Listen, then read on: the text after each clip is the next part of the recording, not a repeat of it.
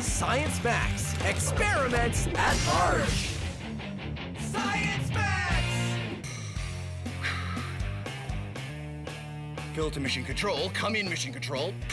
This is mission control, Phil. We read you loud and clear. I would... Oh. Greetings, Science! Greetings, Science Maximites! Welcome to Science Max Experiments at Large. My name is Phil McCordick, and today we're gonna be building an air-powered rocket. Too difficult, you say? Nonsense, it's easy. It's not like it's rocket science. Hey, it is rocket science. Cool! Here's what you need. You need a bottle and a cork. Make sure that the cork fits nicely into the bottle, and then you need an air pump, because you can't have an air-powered rocket without air. And on this air pump, you need a pin, the special kind that you use to inflate basketballs or volleyballs or stuff like that. Now, what you want to do is push the pin through the cork. You might want an adult's help for this. Push it through until it goes through on the other side, and then make sure you get a good seal with the bottle. Now you're ready to launch your rocket with air pressure. But first, let's do a few other things. Take your cork and put it in a tripod launcher. You can make this out of pencils or anything you want, as long as it stands up nice and solidly. And then, of course, you want to decorate your bottle so it looks like a rocket. This is my rocket. Pretty good, right? So stick the bottle on the cork like before, like that. And then you stick the pin in the bottom. And what we're gonna do is we're gonna inflate the bottle with air pressure, and then it's gonna launch. Okay, here we go. You know, rocketry really isn't something you should do indoors. Come on.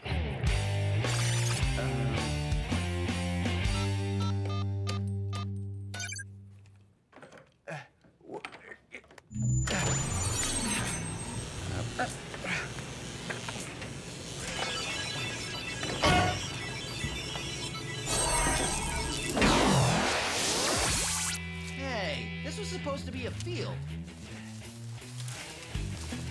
What's going? Why are there? Oh, it's in my shoe. Oh, this will do nicely. Now, don't forget to do this with an adult, and don't forget your safety glasses.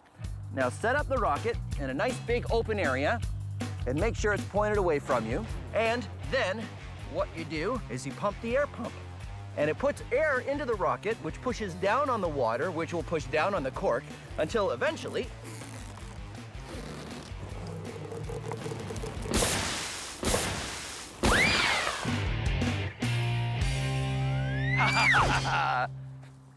So, be Science Maximites and come up with your own rocket design. Try different amounts of water, different fins, even a different size bottle. Try it for yourself and see if you can get one that goes higher than mine just did.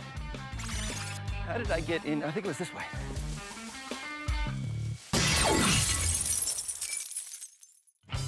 Do you want step-by-step directions on how to build your own air-powered rocket? Well, don't worry. Everything you need is on our website.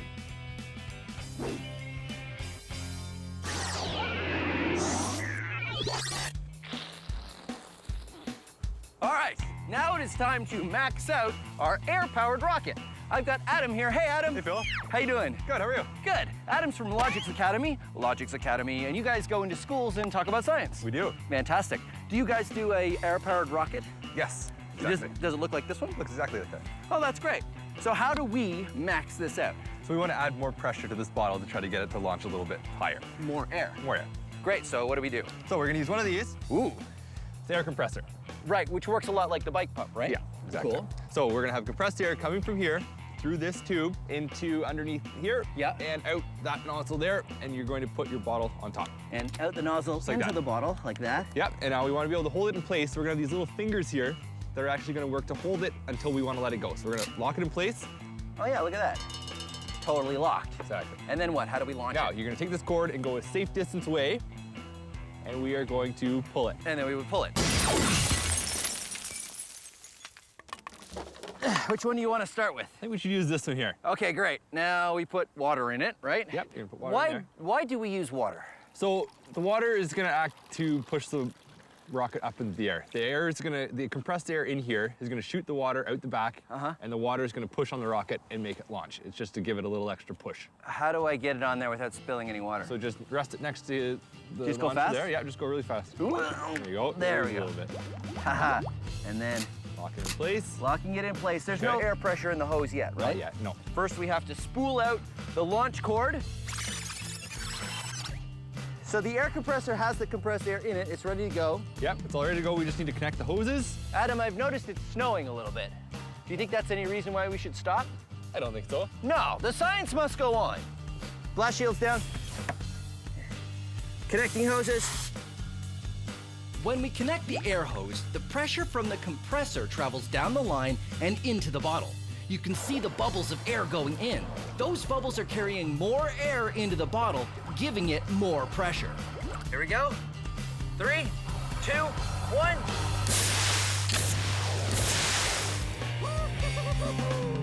All right, there's the rocket. Let's do it again. Launching in 3, 2, 1. Woo! Nice. Success. Success. Nice. So, small bottle worked really well. How do we make it bigger? I know, bigger nose cone? I think a bigger bottle. Oh, bigger bottle. Yeah, of course, that's easy. How about this empty water bottle that we have now? That might work, except that the top here is too big. I don't think it'll fit on our launcher. Oh, yeah.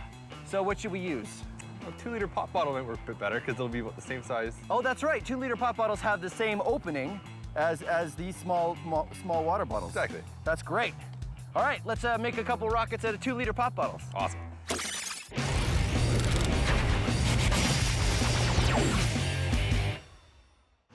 Pressure happens when you squeeze something or compress it. Solids do not compress very well. I will demonstrate. Solid? Is it compressing? No, okay. Liquids don't compress very well either. You can demonstrate this for yourself by getting a plastic water bottle and filling it right to the very top with water and putting on the cap and squeezing. You'll find that you can't really squeeze the bottle very much. But if you empty out half of the water, no, don't pour it on the floor, and then put the cap back on the bottle and try to squeeze it, you'll find that you can squeeze it a lot more. That's because gases compress much easier than solids or liquids. Here's what's going on. Say this container is, well, any container, and these magnets are air molecules. Now I'm gonna put the magnets in pole to pole so they repel each other and wanna stay a certain distance apart, just like air molecules do. There we go, a container at normal gas pressure. Now watch what happens when I add more gas molecules. They start to get squeezed together. And if I add more, the amount of space that each one gets is less and less. Now this container is under a lot of pressure. These molecules really want to escape through the top of the container, but they can't because I'm holding them down. If I took something like this plunger and I pushed them down even more, now they're really under pressure. They want to get out, but they can't because I'm holding them in. Now watch what happens when I let them go. They all pop out the top, and the container has returned to normal gas pressure. That's what happens when we put gas in a container like this one. These containers that hold compressed gas are made out of solid steel because you need something really strong or it might explode if you put too much gas pressure in it. That's why these are only filled up by professionals who know exactly how much pressure it can take. That is the power of pressure. Our air-powered rocket was working pretty well, but there's always room to max it out. In order to do that, we need to understand how it works. First, we fill the bottle almost halfway with water, then we add air to the bottle. The air pressure builds up, and the air presses down on the water. The rocket takes off when we pull on the release valve, which was blocking the opening of the bottle. Once that happens, the air pushes out the water. It's the water that gives us our thrust, so the water is very important. Once all the water is gone, the air escapes and the bottle returns to normal air pressure. But by that time, it's high in the sky. Now the plan is to use 2-liter bottles instead of regular water bottles to see if they work better. Now we've made a few more rockets out of 2-liter bottles, and I'm gonna fill this one up with water, and we're going to fire it again and see what happens. Now, the idea is that these will work better because they have more volume, and more volume means we could possibly put more air pressure in. It's hard to know until you try it, of course.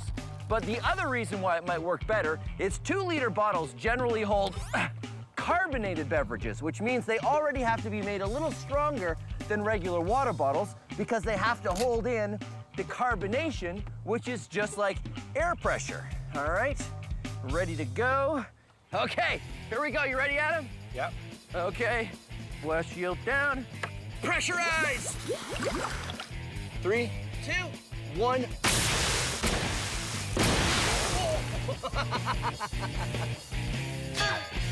Let's do another one. And 3, 2, 1. Whoa!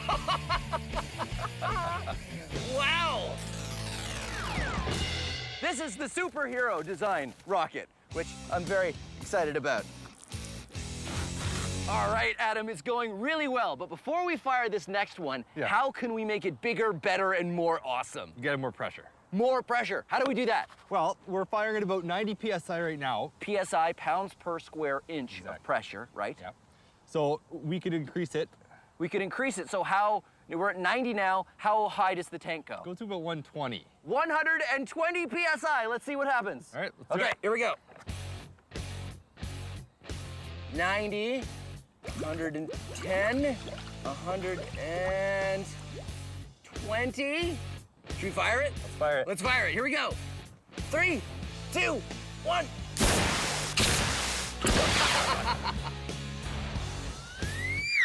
All right. Hey, actually it worked okay. There's just a piece missing here, but I think the bottle is still okay. Yeah. So, 2-liter bottle, full pressure. I think we can still make something even better, even more maxed out. What if we used an even bigger bottle? You know the 5-liter ones that you see on a water cooler? Yeah. You think we can use one of those? Definitely. I think we could use that. We need to change the mouthpiece size Oh, right. Yes. to fit our launchers. Well, let's do it. Do it.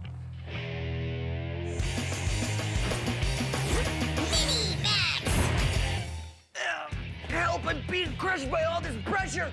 A whole kilogram is being pushed down on every square centimeter of my body. 103 kilopascals. Actually, 1 kilogram for every square centimeter on your body is the exact kind of pressure that you and I are under at all times every day. We don't notice it because we're used to it, but it sounds like a lot, doesn't it? Well, it is. Here's an experiment you can do with a plastic bottle.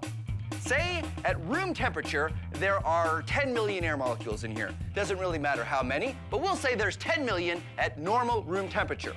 What happens if I heat up the air inside this bottle? This is warm water.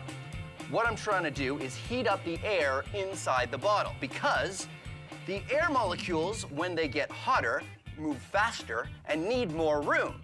So the 10 million air molecules are starting to escape out the mouth of the bottle and reducing the number of air molecules inside. And now I take the bottle out and cap it. Because the air molecules heated up and speeded up, they needed more room. Now there's less of them in the bottle. There's about 4 million air molecules inside this bottle, but they're all hot air molecules and they have a higher pressure, and you don't notice it because the air out here isn't crushing the bottle. But watch what happens if I cool the air inside the bottle. This is ice water. So what's happening now is the molecules are slowing down and they need less space. So they need less room and they're being crushed by the pressure on the outside of the bottle. It has been crushed because the colder air molecules don't need the same kind of room as the hot air molecules.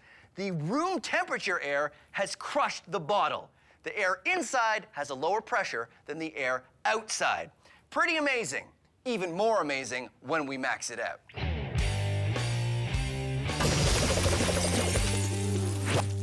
This is a steel drum. What we've done is we put some water in it and we're heating it up to boiling so there's nothing but hot air inside the drum. This is an airtight cap, which we use to seal the drum. And now we cool the drum off. Hey, Trevor, give me a hand.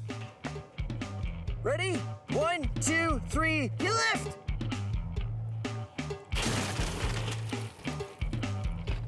That's good.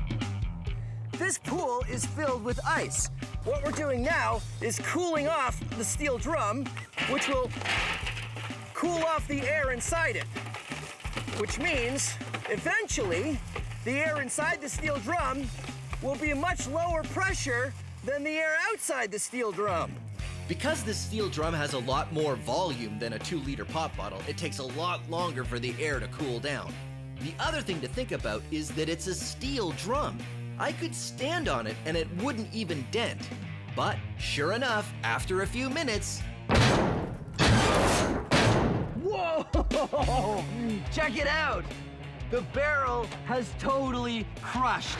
The low pressure air inside the barrel wasn't enough to withstand the force of the regular air pressure that you and I walk through every day. The air pressure all around us is enough to crush a steel drum. How cool is that? Our air-powered rockets have been working really well, but we still want to go further. Since the 2-liter bottle worked better than the water bottle, we think increasing the size again might make it more awesome. So now the plan is to switch our 2-liter bottle with a 20-liter water cooler jug and make a rocket out of that. Because the launcher nozzle, which holds the bottle in place till we're ready to launch it, isn't going to fit the opening of this bigger jug, we've decided to use the cap that came with the jug. If we screw the cap on, it'll work sort of like the cork. The air pressure will press down on the water and keep pushing against the cap until the cap has a catastrophic failure, which is a very cool way of saying that eventually the cap will break and the bottle will shoot into the sky. 20-liter water cooler jug filled with some water. This is the cap that'll work sort of like the cork. We put the air pressure in there, the cap can't take it anymore, pops off, and the thing flies, hopefully. Let's find out. Okay, that looks good. There. Let's do this. Go for pressure! Uh-oh. Uh-oh. Oh, no.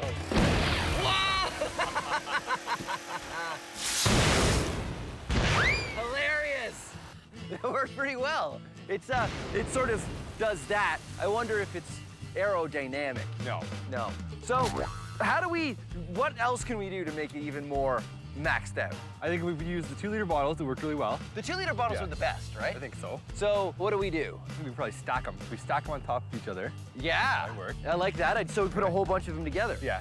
Tell you what, I'll do you one better. Why don't we use 3 stacks? Awesome. We'll use 3 stacks, 3 launchers, 3 times the thrust, and we'll make a giant rocket out of 2-liter bottle. Yeah, great idea. High fives. Here we go. Gas molecules get further apart when you warm them up and closer together when you cool them down. So what happens if you keep cooling them down? Well, they turn into this. This is liquid nitrogen. Nitrogen makes up 78% of the air we breathe, but when you cool it down to minus 196 degrees Celsius, it turns into a liquid. It's boiling right now because at room temperature, nitrogen wants to be a gas. So the liquid nitrogen is turning into gaseous nitrogen, and all of the extra molecules are escaping through the top of the bottle. So what happens if I put a cap on the bottle? Right now, the liquid nitrogen is turning back into a gas, but because there's a cap on the bottle, the gas has nowhere to go. So the pressure is just gonna keep building and building until the plastic bottle can't contain it anymore, and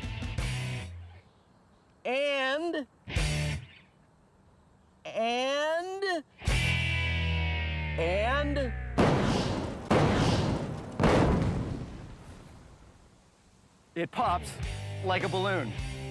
Science! Our rockets have gone from small to bigger to even bigger. Now the plan is to use 3 2-liter bottles and create columns of them into a giant rocket. We pressurize them just like we did before, but with more thrust, it might work even better. Even if it doesn't work better, I'm pretty excited about this new plan. Giant rocket!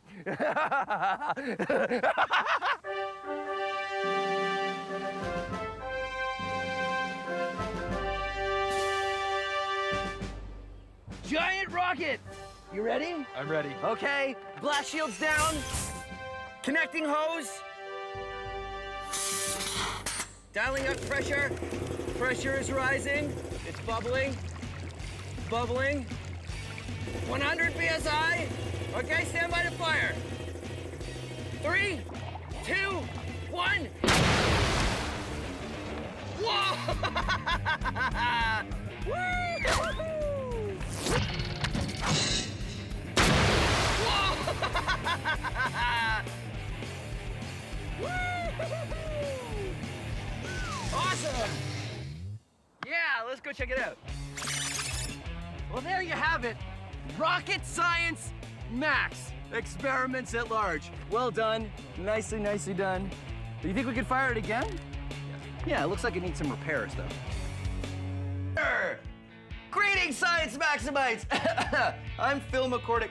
I think I overdid it with the fog machine. This is Science Max, Experiments at Large. Can you even see me? Let's go over here. Today we're talking about states of matter. Now there are 3 main states of matter. Solid, like this table, liquid, like the water in this beaker, and gas. Yes, thank you. And we're also going to be looking at the things that kind of go in between. Things that are sometimes solid, sometimes liquid, like cornstarch mud, which is very easy to make. All you need is water and cornstarch, which you can get at the grocery store. Mix it up however much you want. Just remember, 2 parts cornstarch to 1 part water. Twice as much of this than you have of that. Very easy. Mix it up and you get cornstarch mud, which sort of seems like a liquid unless you hit it. And then it becomes solid. But if I pour it, it's a liquid. Even if I hold it in my hand and I hit it really fast, it turns into a ball, and it will stay in a ball as long as I keep hitting it or squeezing it. But soon as I stop, it turns into a liquid again. Now we're gonna max this out. We'll go through the portal and learn more about solids, liquids, and gases. Yeah, right. That's why I'm going to the Center for Skills Development and Training. Oh, no, wait, that's the code for the fog machine. Wait, stop. Stop, it seems to be stuck. Oh, never mind, never mind. I'll fix it later.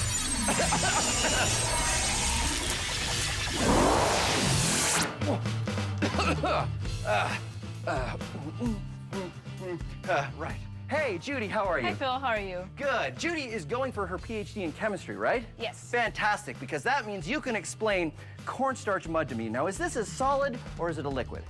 Well, it kind of has properties of both. It's called a non-Newtonian fluid, so that makes it a liquid. A liquid? Well, I mean, it pours like a liquid, but when you hit it, it's a solid. So why does it turn solid when you hit it? So when you're pouring it, the particles are still far apart, so they can't interact with each other, and so they stay a liquid. But when you're hitting it, you're jamming the particles together, and they line up to become a solid. Now, does it still work the same way if we have a lot more of it? It should. Great, because I've got this 20-kilogram bag of cornstarch, and I have 34 more of them. Wow, that's a lot. But I think you'll need a much bigger container. Much bigger container, great. I got some wood over there. Why don't you go, and I'll follow you. All right. I'll follow you.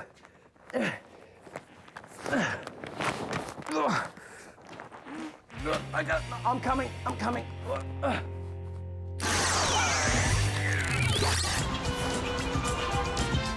Yeah, thanks, Ramona. And give me one of them fizzy drinks. Not too fizzy, just sort of medium fizzy. Thanks a lot. Hello, do you have trouble knowing what is a solid, liquid, or gas? Are you confused by Jell-O? I mean, which is it? Is it a solid or is it a liquid? Water is a liquid, but what about when it's ice?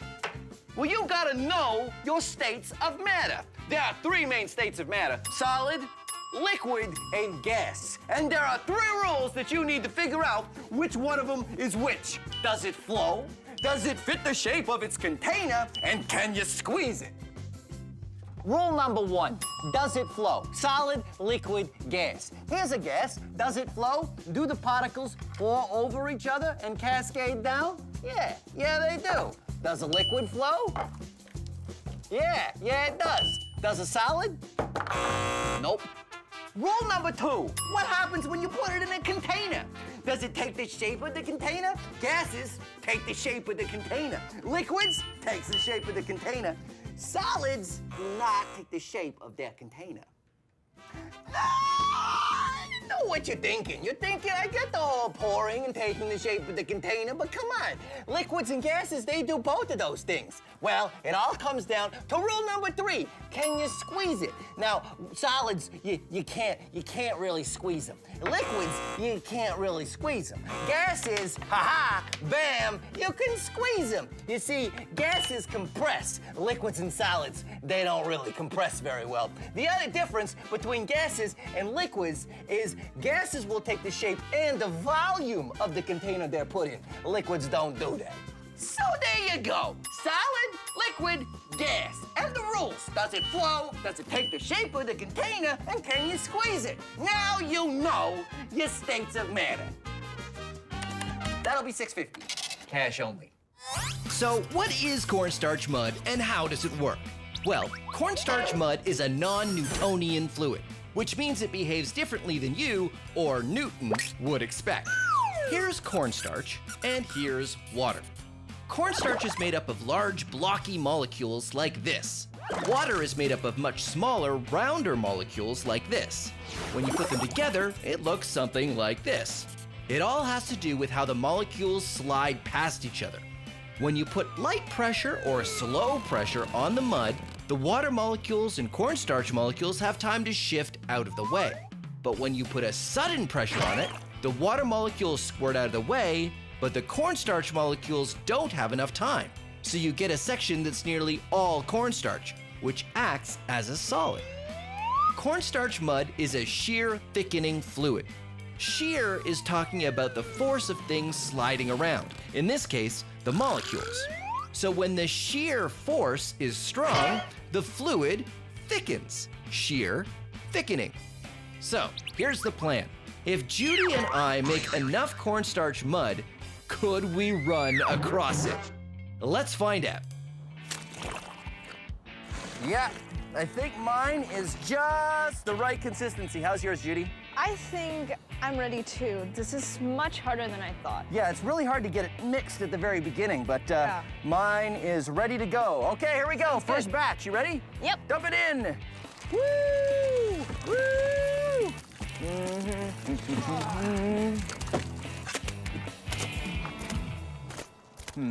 I thought that would be more. I thought so too. It's really not filling this up very much, is it? No. Huh, that's a lot of cornstarch. This is great, but I think we're gonna have to go a little faster than this. I think we need some sort of mixing device. Yeah, I mean, we don't have to do this by hand. We can get some sort of machine to help us. Yeah. Right on, high five. Oh, We shouldn't high five when we have this stuff on our hands. Nope. Yeah, good call.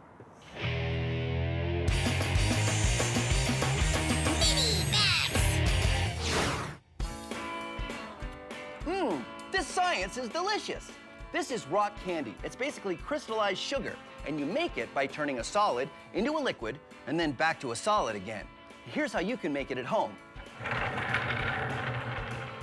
You need a container that you're not gonna need for a while, and some water, some sugar. You can use brown or white. I like to use brown. And an adult. Here's why you need an adult. You want to dissolve 3 cups of sugar into every cup of water. And you can't do that unless you heat the water. So get an adult, a saucepan, and heat the water up, pour the sugar in, and keep stirring until it's all dissolved. Then pour it in your container and let it cool down. Then you'll need a shish kebab skewer, which is something you can get at the grocery store. Cut it down to the right size so it fits nicely into your container. And then dunk it in your sugar and get some crystals coated around the stick. These are seed crystals, and they get the whole process started. And now you have to wait for these to dry, otherwise they'll just fall off the stick when you put it in the water. So I've got one here that has dried out. You'll also want something to keep it from falling in the top of the container, so I'm gonna use a clothespin. Put it in there and dunk it in the container like that. And now for the final step, if you want, you can add food coloring. I like to use red because it reminds me of science. And I'm gonna use the stick to actually stir that up a little bit. There we go. Now, The dissolved sugar crystals in the water will slowly grow on the crystals that are already attached to the stick, and it will eventually grow into a rock candy pop. But it takes about a week. No, I'm just kidding. I've already got one that's standing by. Here we go. This one has been growing for about 7 days. And there you go, rock candy. Delicious science. Now, how can we make this any better? I mean, it's crystallized sugar. It doesn't get any more maxed out than that, does it? Yeah, it does. Come on. This is a giant container of sugar water, and I've been brewing a massive rock candy crystal in it for a while, but it's sort of getting a little bit too big to fit out the top of the container, so you know what? I'm just gonna put that back in there and chalk that one up to science because, well, eating a rock candy crystal that big would definitely not be good for my teeth, so yeah. So our big experiment is to take a whole lot of cornstarch and fill a trough to see if we can run on it. But mixing it by hand was going to take forever. So Judy and I got a drill with a mixing attachment on the end. Whoa, sorry. All right, so Judy, I'm noticing a bit of a problem here. What is it? Well, if I mix at the top, everything's fine, but as soon as I get it a little bit deeper, and then it gets really tough, and the whole bucket starts to spin, and the drill stops. Yeah, I think it's because the drill's trying to mix it too fast. When we're mixing it by hand, it's slow and you can still let it stay a liquid, but now you're just making it a solid. Right, because it's a sheer thickening fluid, so if Exactly. you hit it really quickly with something, like the blades of this spinning really quickly in the thing, it'll suddenly turn into a solid, and it'll be really hard to mix. Yep. So we go slow. Going slow. Going slow. Suddenly realizing that if we go slow, we'll be here forever. Yep. You know what I think we need? Whoa, sorry. You know what I think we need? We need a different way to mix this. Yep. We need a way to mix more of it, and we need a way that it doesn't hit it with blades that suddenly go through it really quickly. Something that can mix on a large scale, but slowly. I have just the thing. Come with me. All right.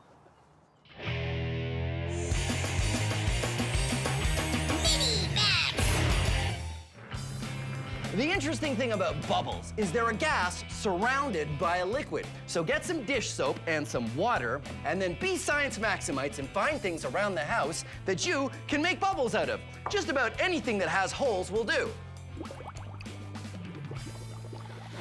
Or I like this one. I call it the loud bubble.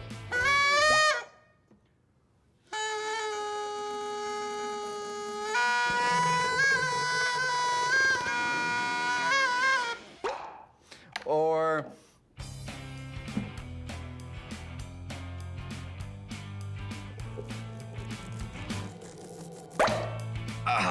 now it's time to max it out.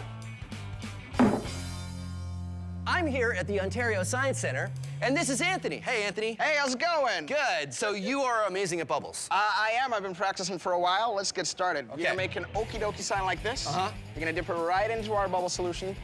Come on, get right in Okay, there, right right in in. there. Make sure you get it all. Oh, that's a little too much. Well, That's then I good. can make two. And then you're gonna keep that okie dokie sign. You're gonna blow very gently.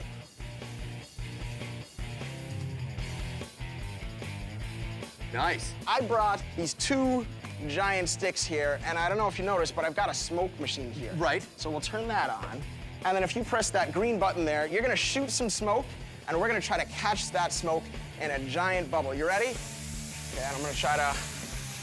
Oh, that was so close. great. Did you see that one? You give it a shot. Nice! Oh, check that out! That was amazing! That was huge. Try it again. Let's see if I can get the smoke machine. Here we go. Go for it, go for it. Push right towards. Oh, check that out! You did it! Look at that! Look at that! No! Smoke, and it bounces on the floor because the floor, it doesn't have any oils like our hands do. Isn't that amazing? That was oh my great. God, that was so cool. That was great. You know what I think we should do? What's that? Giant bubble, tons of smoke. Done. Okay, here we go. Let's do it. You ready? Giant bubble, tons of smoke. Go. Awesome! Oh my God! Look at that! Woo, That's crazy. Maxed out bubble. Well, there you go. Giant smoke-filled bubbles. Awesome. Yeah. Judy and I tried mixing the cornstarch mud using a drill with a mixer attachment, but it didn't work. We should have known better. Here's the mixer in our cornstarch mud. Usually, a mixer works by going really fast and mixing everything together. But remember that cornstarch mud is a shear thickening fluid. So, when the blades of the mixer tried to go fast through the cornstarch mud, it did what it always does, turn solid. The faster and harder you try to move it, the more solid it will become. This means the only way to mix it would be if we made the drill go very, very slow, which wouldn't speed things up at all. So with the drill another lost cause, Judy and I need the biggest thing around that could mix stuff up. Come on back. Good.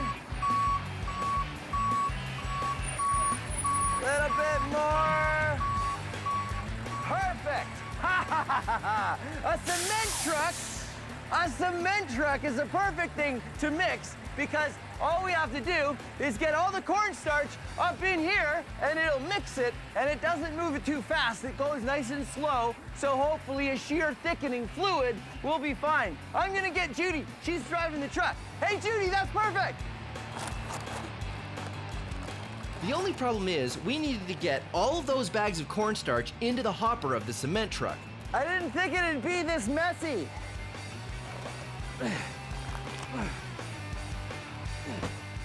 We needed to call the entire Science Max build team to help us out.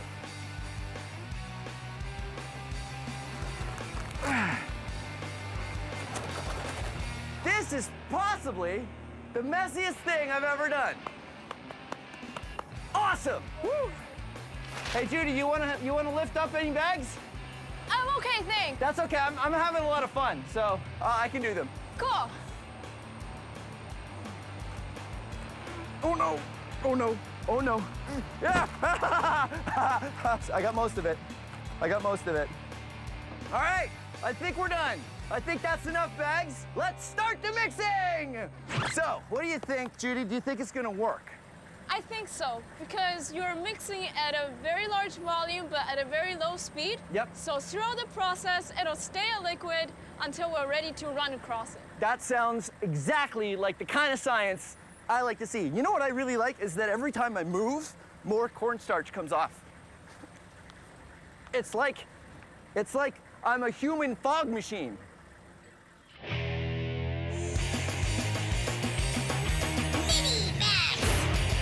This is liquid nitrogen. Nitrogen makes up most of the air we breathe, but if you get it really, really cold, it turns into a liquid. The fun thing is you can use it to make other things really, really cold too, like this banana. I have frozen this banana solid thanks to the liquid nitrogen, and normally a mushy banana would not be able to hammer in a nail, but whoa, because it's frozen, I can hammer this nail into this block of wood.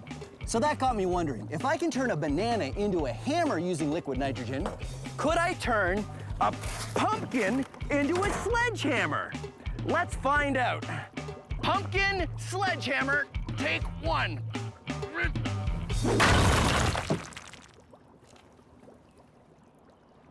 No, I think the answer is no. You cannot turn a pumpkin into a sledgehammer with liquid nitrogen.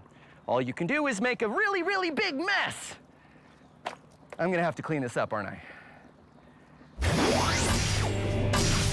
Now we have a cement truck to help us do the mixing for our cornstarch mud.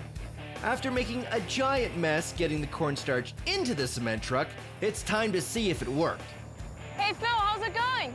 Yeah, it looks like it's mixing pretty well. I'm really glad we are not doing this by hand, because it'd take a really long time. We've almost got it at the right consistency, but it's taken some time. But it's getting a little dark out, Judy. I don't know, do you want to quit and go home? No. Of course not. That's not what we do in science. Oh, here we go. Yeah! Awesome. All right, let's see it. Let's see if it's... I like how it comes down in little steps. And look, it's working just like it should. I hit it, and it's solid, but you can see it's pouring like a liquid. Yeah, here comes a big wave. Wow. Here it comes. Oh! Wow! And it's totally filling up. Oh yeah, filling up really fast. I think we should stop pouring very soon. Yep, we may not have a big enough trough. Yep, Liking it. it's good. Yeah. I think it's time. It's not even done pouring, but I'm gonna try it. Okay, you ready? Whoa.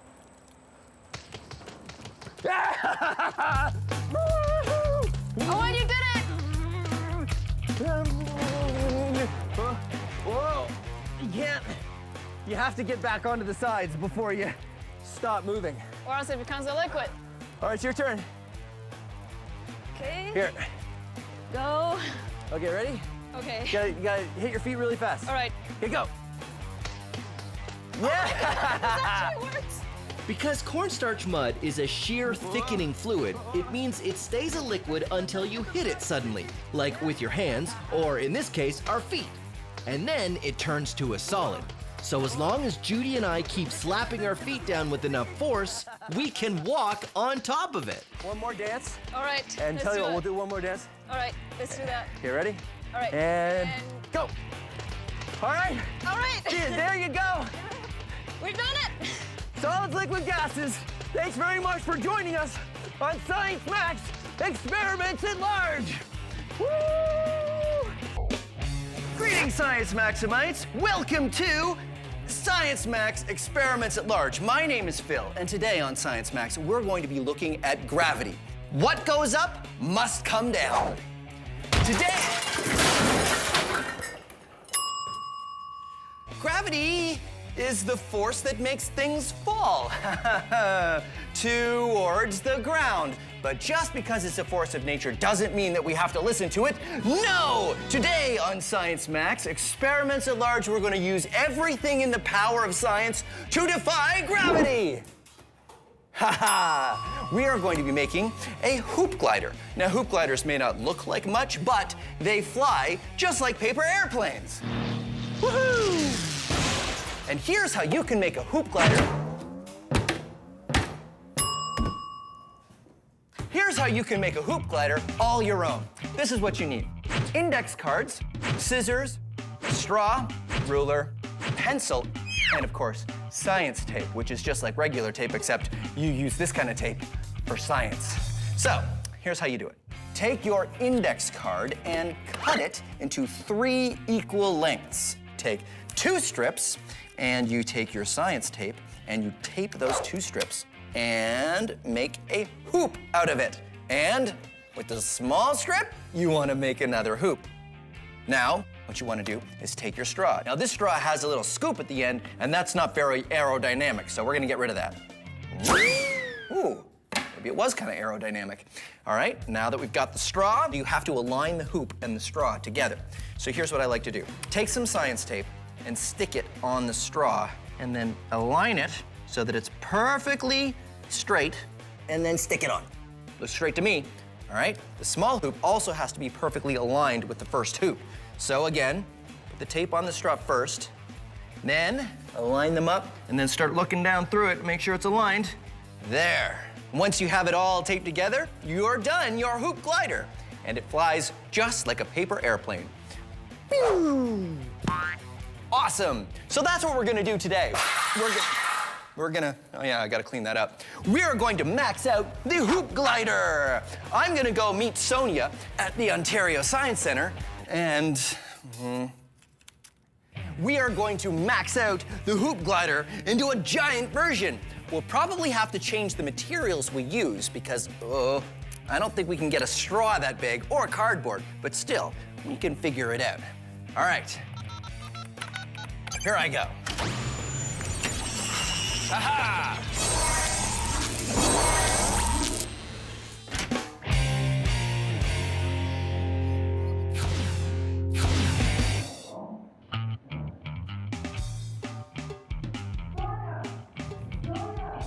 Oh, hi, Phil.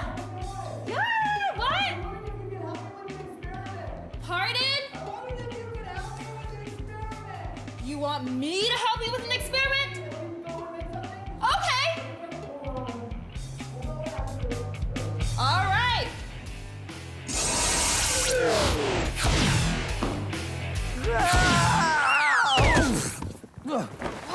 Oh, Sonia, I came in. Phil, You came in here? I Are came you in. okay? Are you okay? Yeah, I'm fine. Come on, let me show you. This is what I would like to max out. It was in my pocket when I fell, so What is that? It's a hoop glider. It was a hoop glider. So how do we max this out? First, we're gonna need a larger tube. To large replace tube. the straw, yeah. Exactly, and we're gonna need 2 hoops. So we need something that's flexible that will convert into a hoop. Okay, that's great. So why don't we get started? Sounds good. All right, high fives.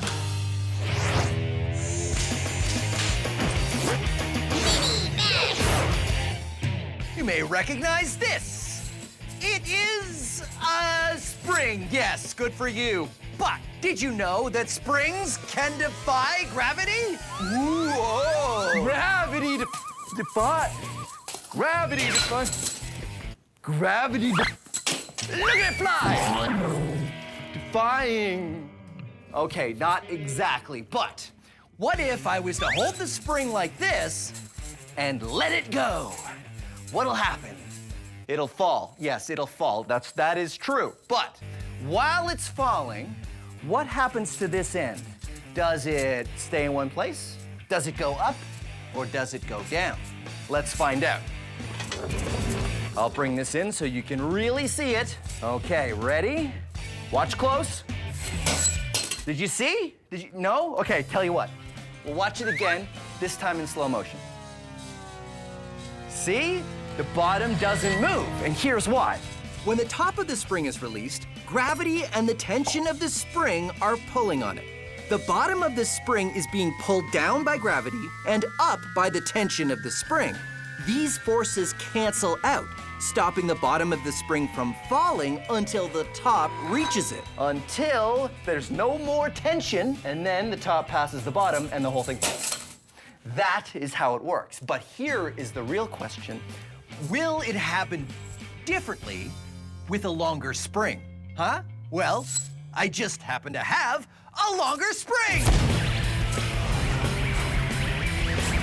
Let's max it out! Bring it. Don't tangle it. So now that I'm up high on this fire escape, let's test it out. Okay, 3, 2, 1, go! A longer spring still has the same forces working on it. The tension of the spring pulling it up and gravity pulling it down. No matter what size of spring, these forces cancel out for the bottom of the spring until the top meets up with it. So there you go, an almost gravity-defying spring! Hey, there's no door handle on this door. I guess I have to take the stairs.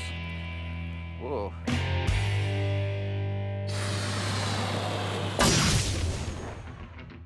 Sonia and I are maxing out the hoop glider out of bigger and better materials. This is the largest tube I have, right? A giant ABS pipe and some bendable metal to make into hoops. Then we attach them all together and... Okay, big hoop is done. And little hoop is also done. Awesome. Not bad. Not bad at all. Super solid. And that's the thing. We have pretty heavy material, so it might not fly as well as we'd like. But something heavy can always be good, right? Oh no. That's what I'm talking about. See how solid it is? Pretty No solid. damage whatsoever. You want to test it? I think we should. Okay. I'm excited.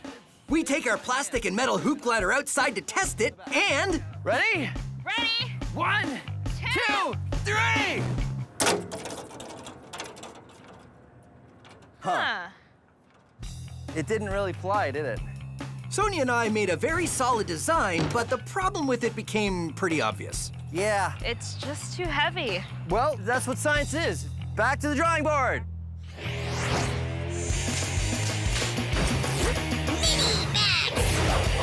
Here's something fun you can do if you ever get your hands on a helium balloon. Now, helium balloons float up, not because they defy gravity, but because they're lighter than air. It's because the heavier air around it actually falls past the balloon, and that ends up pushing the balloon up. But what if this helium balloon wasn't lighter than air or heavier than air? It was exactly the same. This is what I like to do. just take a helium balloon with a long ribbon and a bunch of paper clips and adding a little bit of weight every time. And what we want to do is make this balloon neutrally buoyant. That means it won't go up or down, but it will be neutral. You want to check it every once in a while. Let's see, 3 paper clips is clearly not enough. 5 paper clips is, ooh, 5 paper clips is pretty close. It still might float down, so you want to take off just a little bit of weight, maybe about there. Watch this. You just take the balloon and you put it somewhere, and it stays. It stays put. It doesn't go up. It doesn't go down. It's attached to nothing. Now, let's max it out. Huh. I had a big balloon, and it was a, oh, there. A giant balloon. And look, it's a great paper towel delivery device. Say, did you want some paper towel? Here you go. Science. Yeah, don't worry about Ramona. Just put them up high. Put them up, yeah, higher. Good. Hey. Grab it. Gravity. Gravity makes things fall. But where do they fall? They fall down. Oh. Towards the center of the Earth. Eh? Gravity. It fell, didn't it? So, the Earth causes gravity, right? Well, yes. Gravity. Oh, come on. Everything that has mass has gravity. Gravity. But the Earth has so much mass that the gravity produced by everything else is like nothing. I mean, forget about it. But let's say I was in space with this chicken. I would have gravity, and I could exert a gravitational force on this chicken. And if I get my angles right, I might be able to get the chicken to orbit me, like a moon. Behold, my chicken moon, huh? Gravity. But let's get serious. What causes gravity? We don't know. What we do know is that without gravity, there would be no universe as we know it. No you, no me, no chicken moon. I'd miss my chicken moon. Chicken moon, you what? Gravity. Like it or not, the universe wouldn't exist without it. You like the sign? I'll give you a good deal. Half off.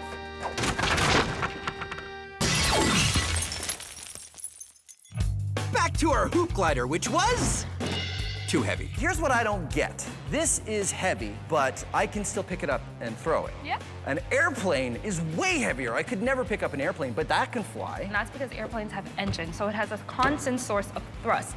When we throw it, we just have an initial source of thrust. So we're throwing it, eventually loses its energy, therefore, It falls to the ground. I see. so we need something that's light. Light. And something that's strong. And strong. Okay, well, let's see what we can find. All right. Sonia and I try a plastic tube and some heavy-duty paper. We make hoops and attach them with some duct tape and run outside to try it out. Hoop glider dance! Okay, 3, 2, 1.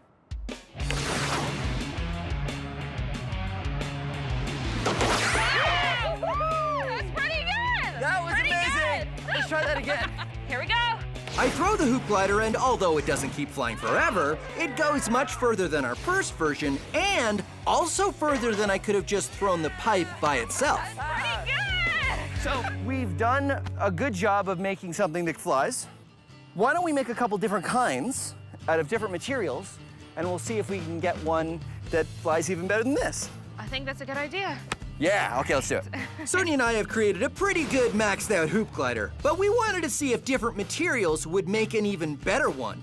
Sonia made a much lighter version, This time I used cardboard. and I I made a slightly heavier one. Let's do it. Okay, 3, 2, 1, go! Not bad. My turn. Here we go. Okay. Yeah. That didn't really go very far at all, did it? No. Okay, so now we can measure it against the one that we threw before. And that went pretty far. This went pretty far to see if we've got a better design here. Here we go. Right? Awesome. So, heavy one, no. Light one, no. Interesting. No. This design seems to be the best one. I keep thinking about how you were talking about thrust. Yep. All the thrust that we can put in is just what we can put in with one throw. Yeah. What if we could give it more thrust than that? How can we do that? I don't know, like some sort of slingshot or something. Like it'd have to be a pretty big slingshot. A pretty big slingshot. Do you But think I we can think make that sounds great, though. I think make a big slingshot for this? Why not? Okay, high five. Let's do it.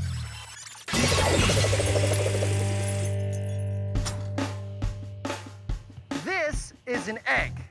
Eggs do not like to be dropped.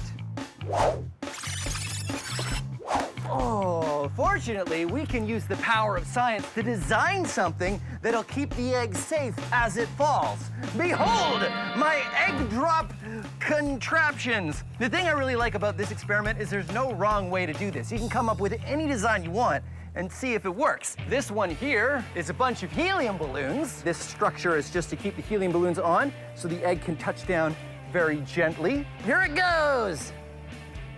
Whoa.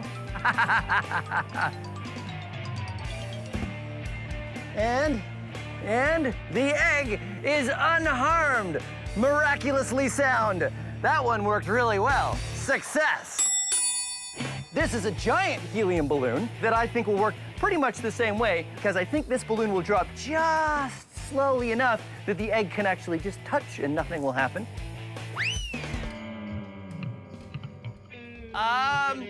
So that didn't work. And then there's this one, which has no slowing at all. It's all designed to just absorb the impact. And the idea is that the cone will crumple and absorb the force when it hits the bottom. Oh, no! Oh, no. I think it would have worked if it hadn't turned in the air, but it did, and, well, I guess the egg is completely broken. So I'd call that one a fail. This one is the parachute. You see the egg has been nestled into this foam container, and this is a parachute that will hopefully slow the egg down. Woo! Uh-oh. Whoa. Over. Good. And that one seemed to work well. Yep, the egg is totally fine. The parachute worked. All right, egg drop experiment, totally fun experiment to do, but the question is, how do we max it out? And the answer is pumpkin drop. Same thing, except with a pumpkin instead of an egg. Come on. Okay. All right, pumpkin drop with everything attached all at once. Okay, here we go. Ready? 1, 2, 3. So what we've learned from this is the heavier something is, the more force is acting on it from gravity, which means the harder it is to slow down when it's falling.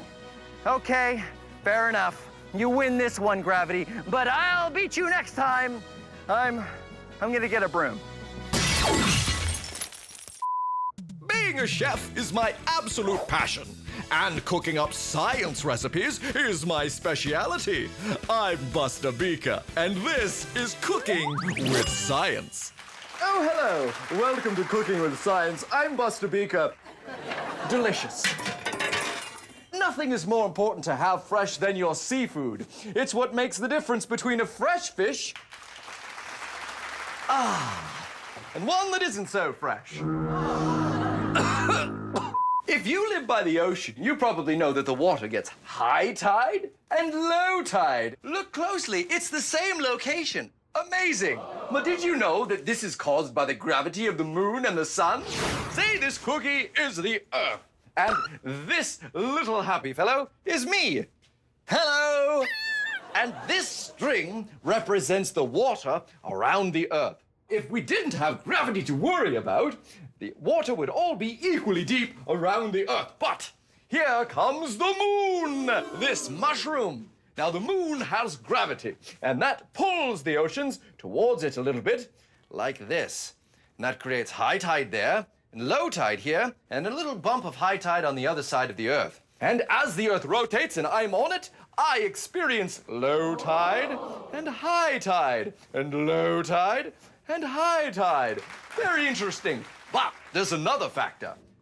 The sun, or this lemon. Now, the sun also affects the tides, but not as much as the moon. Now, the sun does not affect the tides as much as the moon because it's much further away, but it still has an effect. If the sun was here, then the tides would be pulled away a little bit like that, and the tides would be less severe. But if the moon and the sun line up, like over here, you'd get a very, very high tide and very, very low tide. So there you are. That's how the tides are affected by the gravity of the moon and the sun. Delicious. I'm Buster Beaker, and thank you for joining me on Cooking with Science.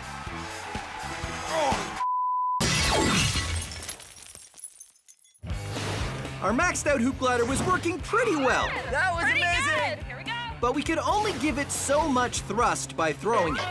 So we came up with the perfect Science Max solution. Our giant slingshot! We pull the bungee cord back and hook it onto our hoop glider. I am ready to fire. Count me down. 3, 2, launch it! Very nice! Our slingshot is amazing.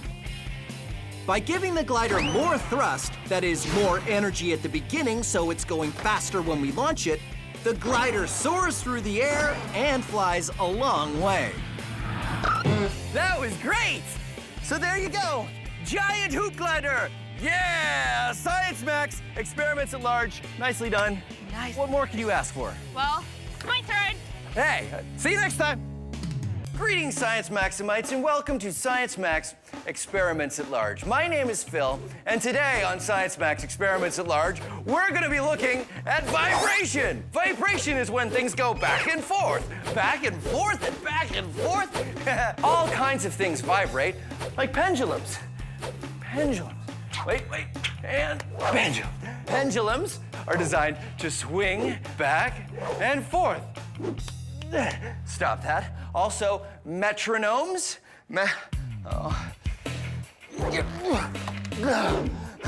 Metronomes are used by people when they're practicing music to keep accurate time. Yeah. Okay, putting it back. And okay. We're gonna be building. Whoa, okay. We're gonna be building this little guy. This is a Vibrobot, and he vibrates and he skitters around on the paper. And if we take the caps off the markers, he makes interesting patterns on the paper. Okay, so let's get started. Let's build a Vibrobot. Okay. Oh yeah, you know what? Maybe it's time to take off the ski boots, huh? Whew. There we go, that's better. So today, like I said, we're gonna be making a Vibrobot. And here are all the materials you need to make your own. Plastic cup, 3 markers, an electric motor, just make sure you ask an adult first, a battery, a plastic drink bottle cap, a toothpick, scissors. This kind of tape is called electrical tape. Science tape, which is the same as invisible tape, but of course I use this tape only for science. And some modeling clay. And these are 2 bendy straws that I've taped googly eyes to. These are not necessary. I just like them for decoration. Now remember, if I'm going too fast here, which I probably will be, you can get all of the steps on how to make your very own Vibrobot on our website. Okay, so here's how you get started. First, you're gonna make the feet for your Vibrobot. So I attach some science tape to the markers, and then I put the marker on the bottom of the cup. And then I do that again to the next marker, and then the third, balance it like that. There. Next thing you wanna do is take your plastic drink bottle cap and make a hole with a toothpick. You wanna make it off to the side, right about there. just like that. That's so when it turns, it will be off-center. That's what's gonna give us our vibration. So once you've made that hole, take some modeling clay and stick it in the cap to give it some weight. When you've done that, stick it onto the shaft of your motor like this. See how it's off-center there? Now we just need to attach it to the Vibrobot. I just put it right here on the top, and I like to attach the battery to the back of the cup. And now, finally, we're going to attach the eyes. We take some science tape, and we put the straws over here. I am Vibrobot. I am here to vibrate. Take me to your leader. So then, you attach your tape with the wire to the top of the battery there, and then the other wire to the bottom of the battery, just like that, and let your Vibrobot make some art. Ha ha ha ha. Now, if the battery is new, your Vibrobot might be jumping up and down quite a bit. So you can do what I like to do and add some more weight, and then you make better lines with your Vibrobot. And your Vibrobot makes art. How long will he last? Probably till lunch. And there you go, Vibrobot art! Art made by a robot. How cool is that? So that's what we're gonna do today. I'm gonna meet Chris from Logix Academy, and he's gonna help me max out the Vibrobot. Plus, we're gonna learn a little bit more about vibration. Come on.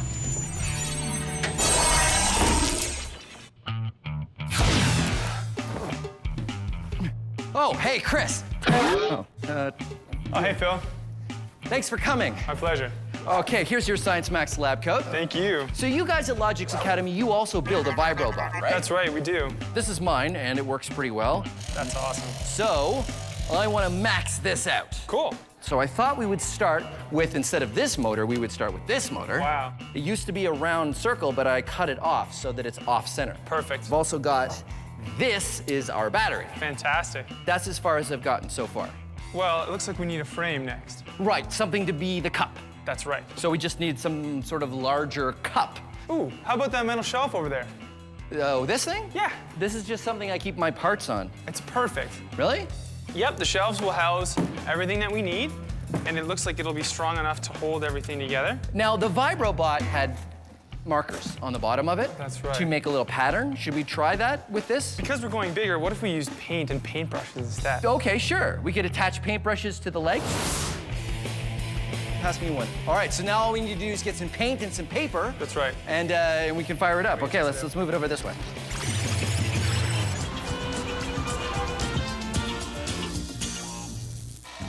Vibration and frequency. What's the difference? They're all connected. Ta-da! Now we get, whoa. Vibration is things going back and forth. Back and forth. And back and forth. It's a cycle. Cycle, 25 bucks. Oh yeah, it's the wrong kind of cycle. Never mind. Well, if that's vibration, then what's frequency? Well, frequency is a measure of how fast or slow, how frequent those vibrations happen. Look at this bowling ball. Look. It is swinging back and forth, but not very fast. You could say it has a low frequency. We measure all kinds of things by their frequency. This thing is terrifying. When you turn the dial on your radio, you're tuning in to different frequencies of radio waves. Hey, look at this punching balloon. It's going very fast. You could say it has a high frequency. So, now you know. Vibration is something going back and forth, and frequency is how quickly it does it. Ramona, the bowling ball keeps coming through everything. How do you turn it off? Okay, back to our main experiment. Chris and I are taking a Vibrobot and maxing it out. We have a large motor and a battery, and we're taping it all to some shelving. Just like our small Vibrobot, our motor needs something to make it unbalanced when it spins. That's what will cause the vibrations. It's just taped. I haven't attached it in any other way. Do you think that's okay? As an engineer, I have superior faith in duct tape. Okay, well, that's good to know. We're also adding an on-off switch and some paintbrushes on the bottoms of the legs so our maxed out Vibrobot can make art just like the small one. The final step, dipping the brushes in paint and setting it on a big piece of paper. We fire it up, and it immediately shakes everything off the shelves. It totally spilled all the stuff on the shelves. The motor shakes the Vibrobot a lot. But there's a problem. All that shaking is starting to take its toll on the shelves. The wheels come off, the screws come out, and finally... Whoa. It totally shook itself apart. Destroyed itself. The shelving unit just completely falls apart when it's being shaken. Vibration is really hard on the structure of an object. We need something more sturdy, something that can take weight. Steps, maybe? Yeah. Okay, hold on. Okay.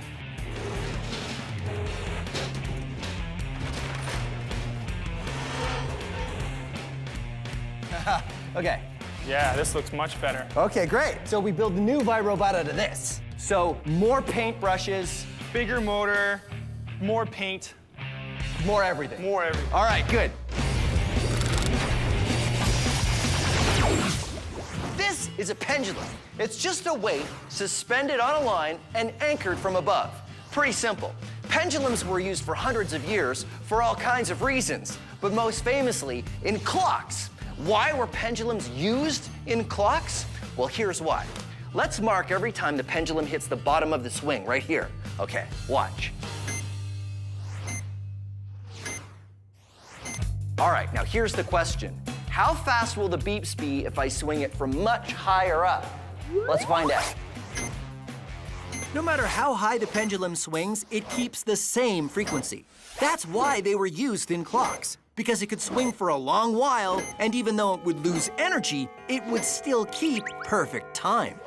The frequency of a pendulum doesn't change, no matter how high it swings or how much weight is on the bottom. The frequency comes from how long the line is. Now this is a pendulum wave. Because each bowling ball has a line that's a different length, they have a slightly different frequency. They start out swinging together, but soon they start to make interesting patterns.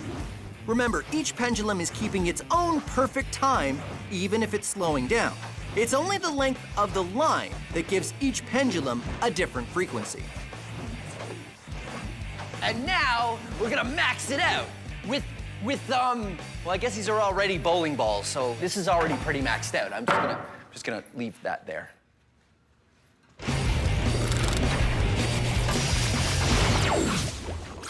These are balloons. This is a laser, and these are awesome laser safety glasses. Now, lasers are made of light, and light has a frequency. In fact, each color of light has a different frequency. This is a red laser. Check it out. Yeah, cool. This is also a very powerful laser. Oh, I can pop the blue balloon with the red laser because the blue absorbed the red light from the laser and then it heated up and the balloon popped. But here's the cool thing. I cannot pop a red balloon with a red laser because the red balloon reflects the red light from the red laser and I can't pop it. If I wanted to pop a balloon with a red laser, I need to use a darker balloon, one that absorbs the red light, like a black balloon. So there you go. Lasers, frequencies of light. I'm gonna keep this red balloon because it's always nice to have a balloon. Chris and I are maxing out the Vibrobot, but our last version shook itself apart.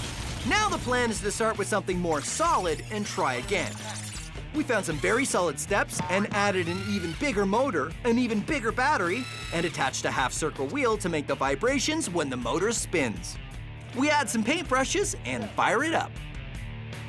Here we go! Come on! Go, Vibrobot! It wants to move. Is it moving at all? So it's still not working. It's sort of getting caught in the paper, and it's on the paintbrushes. And the paintbrushes seem to be absorbing too much vibration, and then the paper's stopping it as well. So why don't we remove the paintbrushes? Yeah. And we might as well remove the paper if we don't have any more paintbrushes. Yes. And we'll see what happens. We'll see what happens. Okay. No paintbrushes, no paper. Okay. Now let's try it. 3, 2, 1, go! Yeah! Aha! It's moving. Not bad.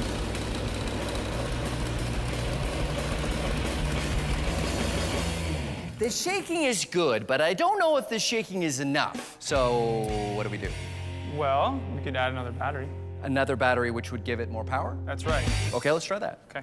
Okay, so it wasn't working before. No. Not enough power. And now we've got a second battery here. That's right. We've wired them up so that one power feeds into the other, so we've got twice as much juice as we did. So it's just a matter of clipping this onto there. That's right, but hold on. Yeah, safety glasses, because now we don't know what's going to happen anymore. Ready? 3, 2, 1. The extra battery makes a big difference. The new Vibrobot shakes around and only shakes itself apart a little. All right, that was amazing. Okay, so all we needed was more power. That's right. I think it didn't have enough power to vibrate up and down, and that's why it wasn't moving every time it hit the ground. So I think if we're gonna use this much power, I think we need to build it again.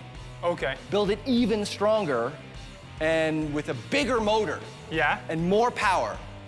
And then maybe I ride it. You think we can build that? Of course. Of course. Okay, let's do it.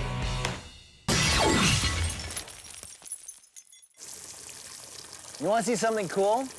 I can make this water levitate, defy gravity using the power of science. You want to see? Behold!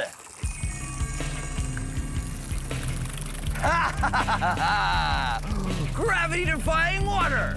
I can even make the water go very slowly. Or I can make the water go back up into the hose. Or I can make the water completely stop. You know what's interesting? The water does not seem to be stopped for me. You see stopped water because you are looking at it through a TV camera. See? Real life, TV camera. Real life, TV camera. You see, movie cameras and TV cameras take a whole bunch of still photos and then run them together really, really fast. 24 times a second for our TV cameras. I have created a device that drops water at 24 times a second, and what happens is everything lines up. So it looks like the water drops aren't moving. But watch this. I grab the hose and it's fine. But I let it go, and the hose is vibrating back and forth at exactly the same time the camera shutter is going back and forth, and everything looks like it stopped. The power of frequency has defied gravity. Okay, so not really. It's kind of a camera trick, but I prefer to call it science. Here's a fun way to play with things going back and forth. This is Euler's disc, and it's designed to spin like this. What's going on is friction and gravity are slowing that down and pulling it towards the Earth.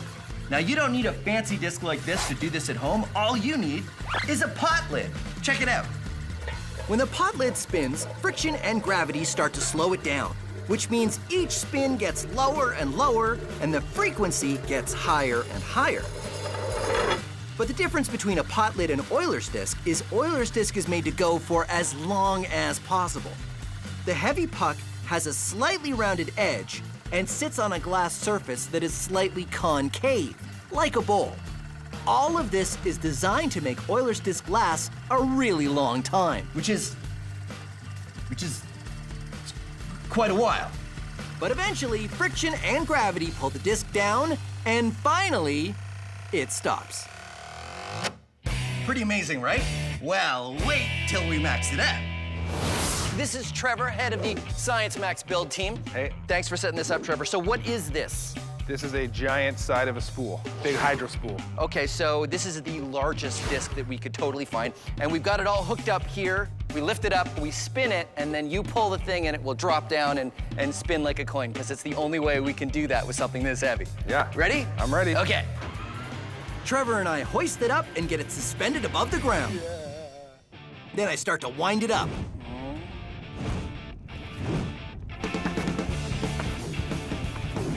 Ready?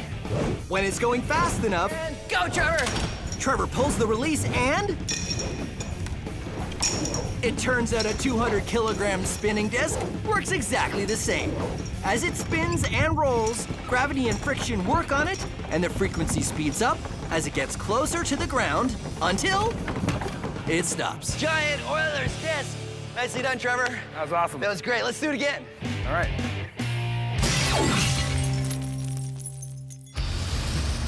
Our Vibrobot was working well, so that means it's time to make it way bigger. We started with a big metal table and added a huge motor, one 20 times as powerful as the last one. Instead of batteries giving us 12 volts of power, we're going to use a plug, which is 10 times more power. We've added an off-center wheel for vibration, bolted the motor to the frame, and added a protective cage all around to prevent anything from flying off. It even has a seat for me to ride. Okay. Okay. You ready? Ready? Here we We go. fire it up and it's very shaky.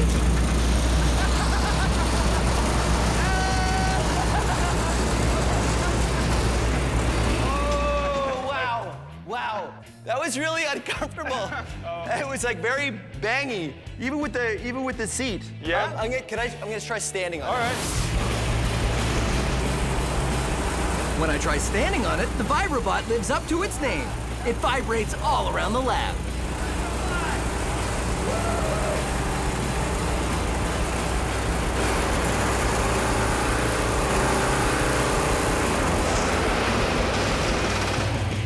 Oh, wow.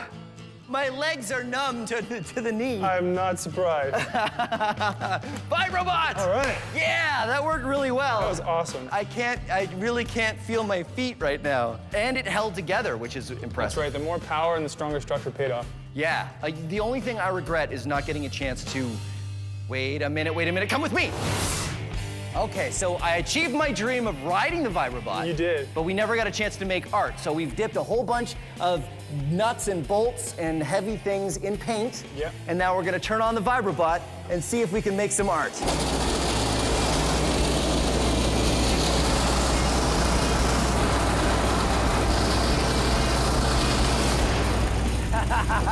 Let's see how it looks. Oh, wow. Ta-da! Vibrobot art. Vibrobot has been a huge success, and we got some art to keep. High fives. Well done. Science Max, experiments at large. Who gets to keep the art? Rock, paper, scissors. Okay. 1, 2, 3. Okay, tie. 1, 2, 3. Tie. 1, 2, 3. 1, 2, 3. Wow. 1, 2, 3. Ah, tie. 1, 2, 3. Man! Welcome to Science Max Experiments at Large. I'm Phil McCordick, and today we're going to be building one of the most devastating, one of the most powerful machines known to medieval man, using a plastic spoon, among other things. We're going to be building a catapult. Catapults were used throughout history for all kinds of reasons to throw all kinds of things, but mostly big stone blocks at castle walls in order to knock them down. Here's what you need in order to build your own catapult. You need elastics, pencils, unsharpened is fine, plastic spoons, like I said, and popsicle sticks. Popsicle sticks. Popsicle sticks. I'm gonna go wash my hand. So, here's the science behind what we're doing today. It's all about elastic force. Elasticity is a property of solid materials, like this elastic, and how much they tend to return to their original shape when deformed, like when I pull on it. Elastics are called elastics because they're great at doing just that. You can pull on it and pull on it and pull on it, and it'll, always return to its original shape. So we are using the power of elastic force today. Ow. Now it's time for a Science Max quiz. Elasticity is the ability for a material to return to its original shape when deformed, like this or this. Which of these materials have elasticity? A rubber band, a pencil, or a rock? Haha! This is a trick question. The answer is all three. Most solid materials have elasticity. Nearly everything will deform a little and still be able to return to its original shape. It all depends on how much. This is a steel bar. This is an elastic band. And this is an ice cream sundae. We're not talking about ice cream sundaes now, though. So get that out of here. Good. Now, a steel bar and an elastic band both have elasticity. A steel bar can be stretched to 1% of its length and still spring back. A rubber band can be stretched 300% or more. The difference between the two is why we make balls out of rubber and buildings out of steel, because the other way around wouldn't be good for balls or buildings. This has been a Science Max quiz. All right, let's build our catapult.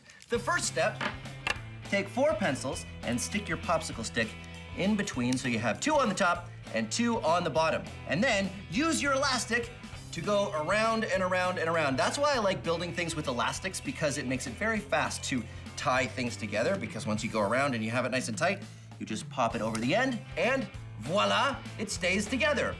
And that is how you start making your frame. Put more pencils on that side. And another popsicle stick on the other end, held on at the corners with more elastics. Then take even more elastics and put them right around the middle until you get this.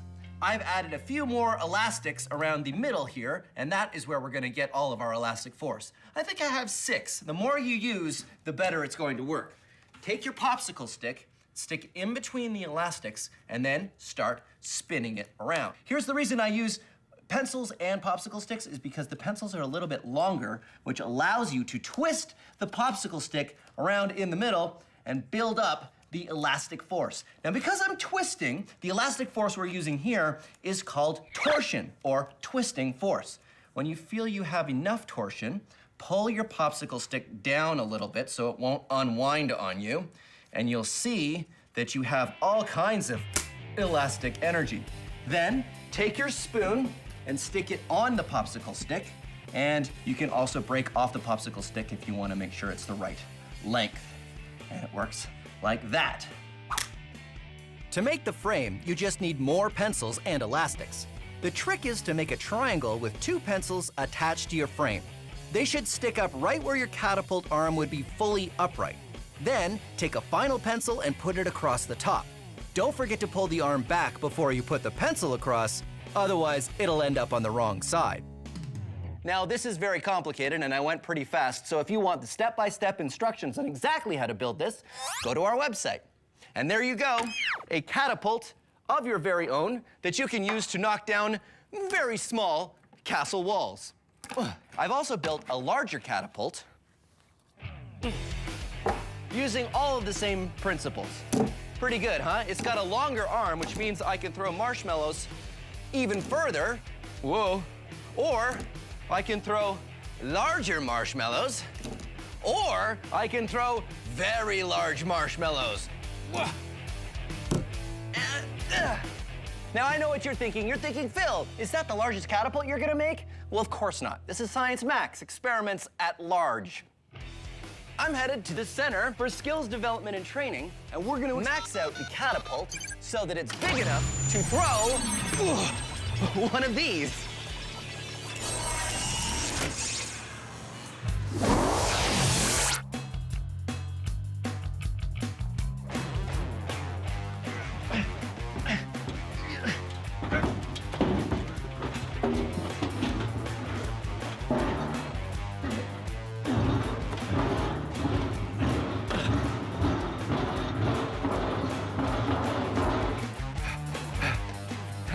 Hey, Zach. Hey, Phil. How you doing? All right. This is Zach. He's a mechanical engineer, and you build machines for a living, right? That's right. Great, because I need help building a catapult. Okay, but what's with the pumpkin? Well, the pumpkin is what I want to throw out of the catapult. See, I figure we just take the small design and we just make it so that we can throw one of these. What do you think? You're gonna need a really big catapult. Yeah, and I'm also gonna need some really big elastics. Where do you get those? Well, in medieval times, they used rope to make large catapults. Oh, okay, well, rope is a lot easier to get, and that would be fine. And I wanna make this arm as long as this piece of wood here. This is gonna be a huge catapult. It's a huge catapult. I guess we should build it outside, though, huh? Let's do it. Okay, it's over that way. Okay. I'll follow you. Sure, do you want a hand with that? No, I'm fine. You go ahead, and Okay. I'll just, maybe if you hold the door open for me, I could just hold, no, you know what, you go and I'll meet you. Make sure you're good. Our full-size catapult is going to look a lot like the popsicle stick version. We start with a 4-sided frame and add some legs on the bottom. Our spoon is going to be replaced by a long throwing arm with a basket on the end. Then we need a really strong cross brace at the top to stop the arm. Just like in the small version, using a triangle shape is the best because triangles are very strong. Finally, we need something to wind around and around, which is going to give us our elastic force. Instead of elastics, we're going to be using rope for our catapult because rope has just the right amount of elasticity. But unlike medieval times, we're going to be catapulting pumpkins.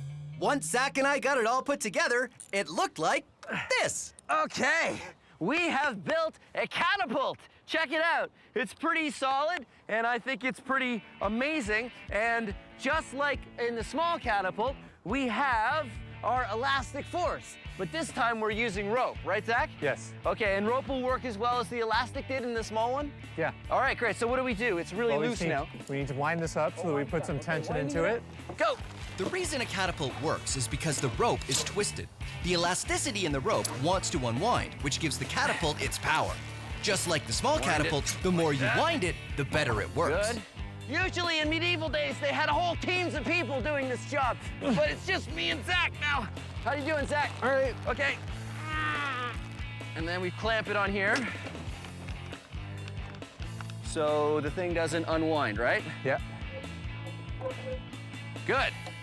All right, now we have our pumpkin, and we're gonna fire our pumpkin in our castle wall, which is made out of cardboard boxes over there. Pumpkin. All right, here we go. Pulling the arm back. Oh, that elastic force is pretty strong. Okay. How do you think that pumpkin's a good size? Oh, it's pretty big. You think? Oh, a little too big. It's too big for our basket. Smaller pumpkin! Smaller pumpkin! I'll hold this. No rush, Zach. No rush. Okay, rush, Zach. Can't hold. Oh, yeah. Can't hold arm. Okay, ready? 1, 2, 3! It didn't work that well. No, not quite that well. Yeah, so Let's see. it went, and it flew, and it landed here, which is a little farther away from the wall than I'd like it to be. 1/3 of the way to the wall! I don't know if that's enough. What do we do to make it better? Well, the way we're throwing it right now, we just have the pumpkin in a, at the end of the arm. But if we make some kind of a sling so that we fling it as we're bringing it up. We make a sling? Yes. All right, I don't know how to make a sling, but you know how? Sure. All right, we'll make it, and then you can explain how it works. Yeah. All right, good. Let's put the pumpkin over here. We'll recycle it later. Max Historica. Good morrow to you. I am Lord Fillington III, and welcome to my medieval castle. Throughout history, lords and kings have built castles and walls to keep people out. I built my castle to protect my prize collection of snow globes. I have so very many, and they're all mine. Ha ha! Oh, hello! You down there! You can't come in. This is my castle. And throughout history, there have been people who've been wanting to get into those castles because Lord Fillington has been hogging all the snow globes, and I'd like to look at them. But the hard part is figuring out how to get into the castle, because I can't just come up to the wall and start hammering on it. Huh? Taste the wrath of my water balloon! Because if I get too close to the castle, he can get me. Ha ha ha ha! Fortunately, there's this thing called a catapult. Oh, fiddlesticks. they have a catapult. What you do is you put something heavy in the end here, and the catapult fires it at the walls of the castle, knocks them down, all from far enough away that the people in the castle can't get to you. Ah! Oh, I surrender! Don't knock my walls down! It'll take me all week to fix them. Oh. All right, you can have a snow globe. Oh. And that's how catapults were used in history. Oh, so beautiful. Back to our maxed out catapult. Our first design threw a pumpkin just like it was supposed to, except it only threw it 1/3 of the way to the wall. Now Zach and I are planning to outfit the catapult with a sling. The sling attaches to the end of the throwing arm and gives the pumpkin a lot more distance to travel. Because the pumpkin is traveling a longer distance in the same amount of time, it will be going faster, which will hopefully get it to the wall, or at least a lot farther than before. So we built this sling. How does this work, Zach? Well, we've got one end tied here. Yeah. And then we put the pumpkin in here. Wait. Okay, pulling arm down. Pulling arm down. Okay, yeah, now what? Now we put the pumpkin in here. Put the pumpkin in there. Yeah. And then we loop this over the back of the... Over that. As the throwing arm goes up, this will slide off the back of the throwing arm and it will release the pumpkin. All right, you're the expert. I believe you. Let's try it out. 3, 2, 1. Whoa! Okay. That works really well. You know what the problem is, though? We still don't have enough oomph. Yeah, it needs more power. So what do we do? I don't know if we can crank that rope anymore. I think we're at the limit of our rope power, but if we added some more elastic... I thought we weren't going to use elastic. Well, we used elastics in our small demo model, so what if we use some more? We have elastics? I don't know. Yeah, if I brought some in here just in case. What's this? It's surgical tubing. It's like a giant elastic. Mm-hmm. Well, I guess this is elastic force. So do we twist it around at the bottom there? Well, we just wrap it around the throwing arm like this. Oh, I see. So we tie it here. Yeah, we just need a lot more, and then we pull this, and it would be. Oh, yeah, that would make a lot more. So we just need a lot more of this elastic. What is this again? Surgical tubing. Surgical tubing. It's like a giant elastic. Fantastic. All right. Goggles on. Goggles on. Yes. Yes.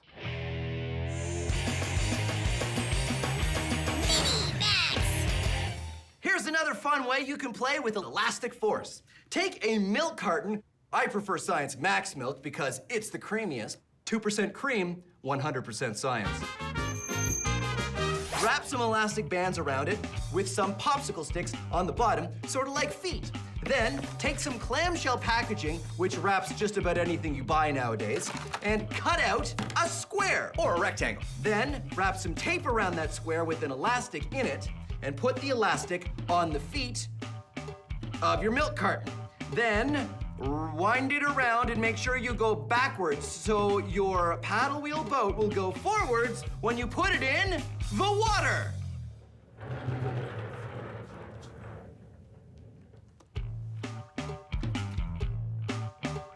And there you go, a paddle wheel boat. Now it is time to max it out. Ahoy, the SS maxed out elastic force paddle wheel boat mattress. I need a better name. But I've made a giant paddle wheel boat that will work on elastic force because I've got surgical tubing as my elastics, and that's an air mattress. And then I use some lumber to hold it all together. And of course I need a paddle wheel, and what better thing to use in a pool than a flutterboard. Okay, here we go. So normally you're not allowed to wear your clothes and your shoes in the pool, but I got special permission because of science. Besides, I'm not worried at all, so I didn't wear my swimming outfit because I figure I can totally do this entire experiment without even getting wet. That is how confident I am.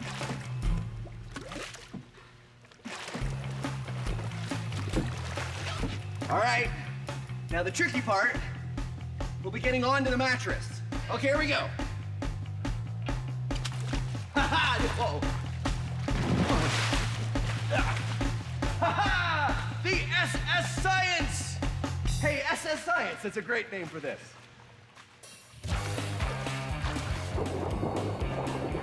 Look, it works great. And I meant to say totally dry. Huh? Well, almost. Whoa, oh, oh. Haha, you thought I was gonna fall in the pool, but I didn't. Uh-oh.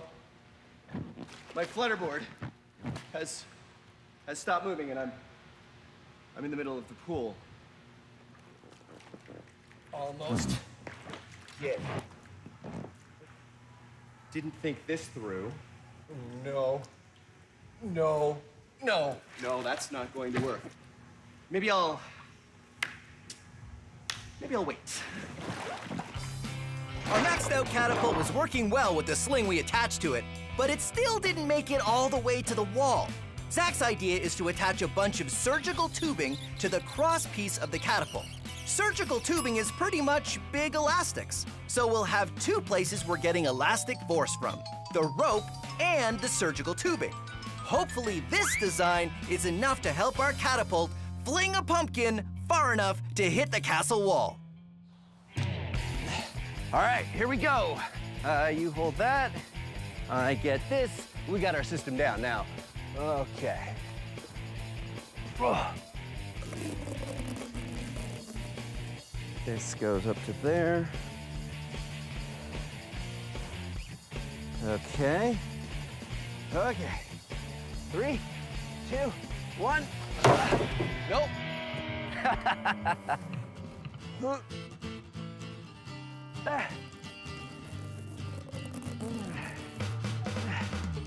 One, 2, 3. Oh! Oh! It went too far. It went too far. That's so good. Oh man. Right. Okay, so all we gotta do is move the catapult back. So you get that side, I'll get this side, and we'll move the catapult. See, now our catapult is too good. We gotta back it away from the castle. All right, let's go again. Aha, pumpkin. Pumpkin. Pulling arm back. Pulling arm back. Grunting. Loading. Pumpkin. Hooking rope on arm. Hooking rope on arm. More grunting. More grunting. Pulling back strongly. 1, 2, 3. Oh. Oh. Oh, wow. Woo. We're inside the castle. We're still inside the castle. Oh, man. It's an excellent shot, though. So what do we do? Move the catapult back? Yeah. Move the catapult back. What about here? Here. Here we go again. Pumpkin. Pumpkin. Loading arm. Loading arm.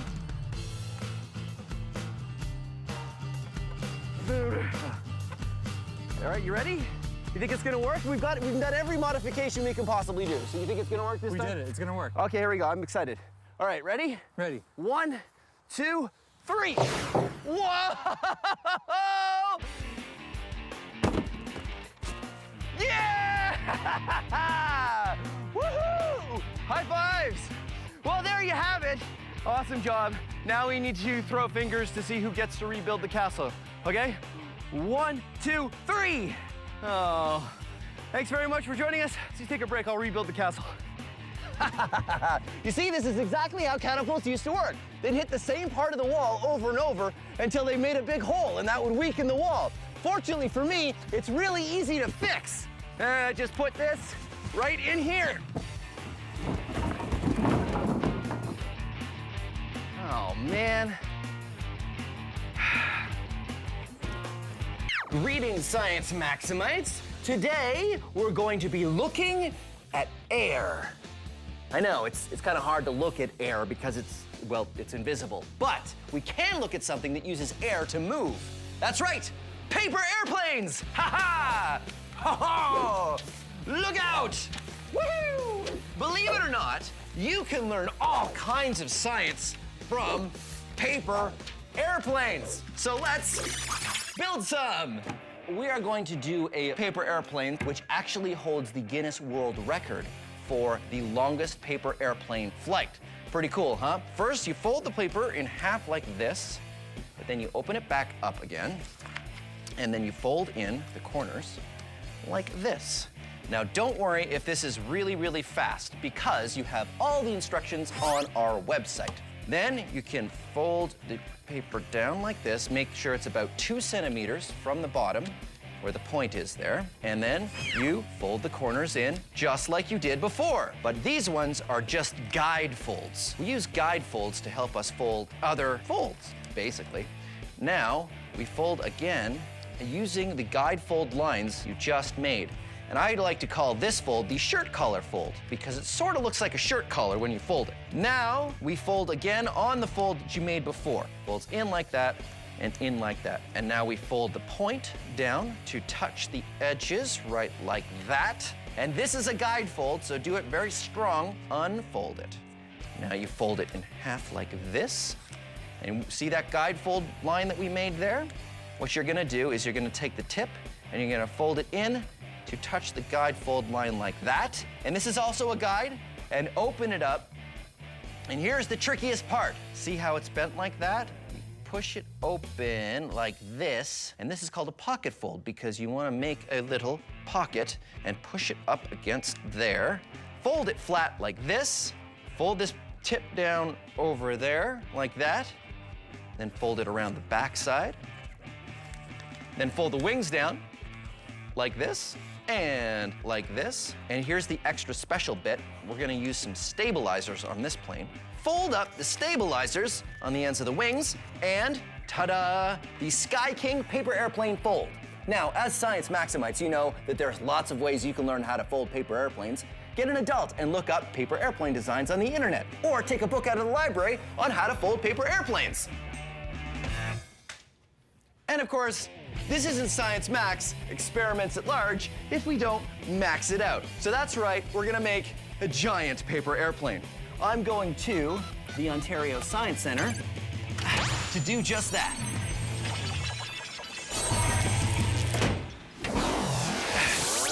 Uh-oh, that's never good.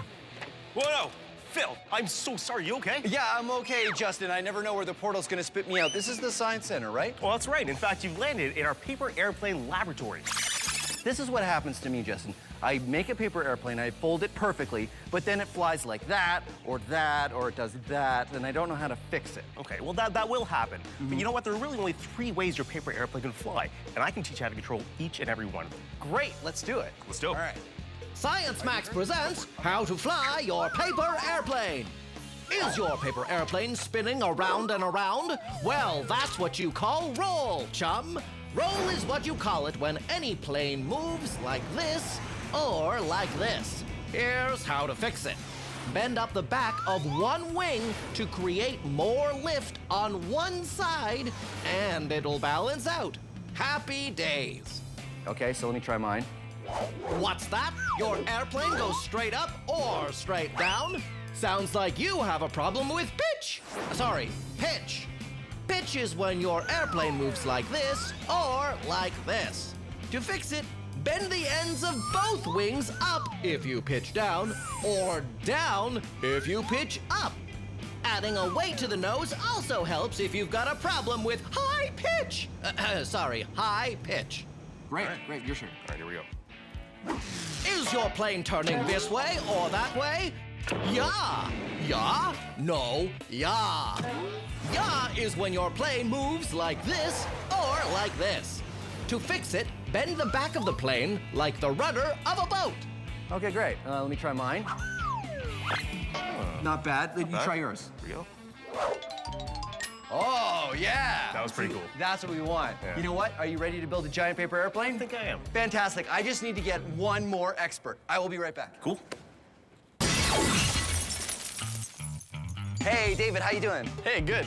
Good. So David's going for his Masters of Applied Science. In aerospace science and engineering. So you know all about planes. I do. Great. Yeah. So what does this have to do with planes? What is this? So this is a water channel, and it allows us to test airplanes in it before we put them in the sky. Great. We'll have my airplane, and we'll just put it in here, and we'll test it. Please, it's made of paper. Yeah? And in the water, it becomes soggy. Well, how do we test our paper airplane if we can't put it in the water? Well, this is a classic airfoil shape. Yes. Now, is that what you call it, airfoil? An airfoil, yeah. So the cross-sectional shape of a wing is called an airfoil. Okay. And that's what generates the lift. Fortunately, air and water are both fluids, so they behave in the same way. I could push ink into the water, and that's going to allow us to see how the fluid flows over the aircraft. So if you tilt its nose up a little bit, you'll be able to see that the shape of the airfoil is actually pushing the water downwards. Oh yeah, you're right. The ink doesn't go straight, it follows the wing down. It follows the shape of the wing down, and we have a lower pressure on the top of the wing and a higher pressure on the bottom of the wing,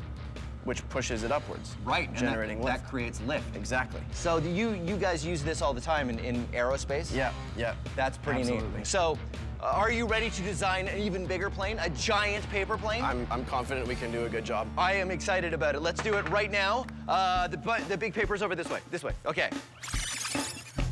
Here's the plan. Take a giant piece of paper and fold the exact same airplane we did in the lab. The small one flew. The large one should too, right? Well, let's find out.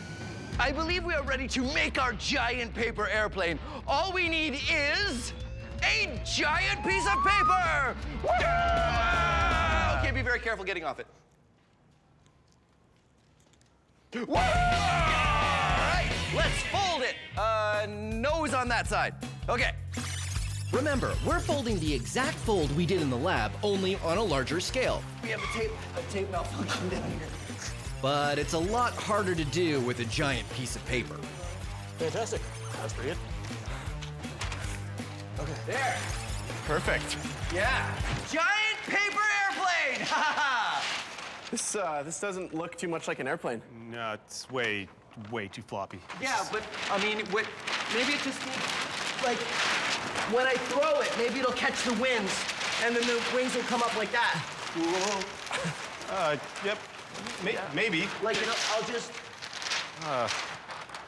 Give it a try, Phil. Okay, I'm gonna give it a try. Giving it a try. Okay, you guys ready? Yeah. Go for it. Okay, here we go.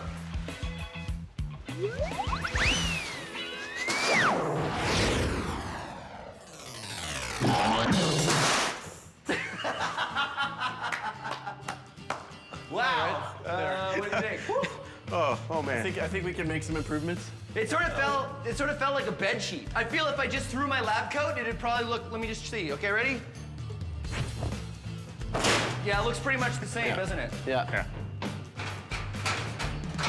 So, I didn't know this, but when you fold paper that big, it sort of behaves like fabric.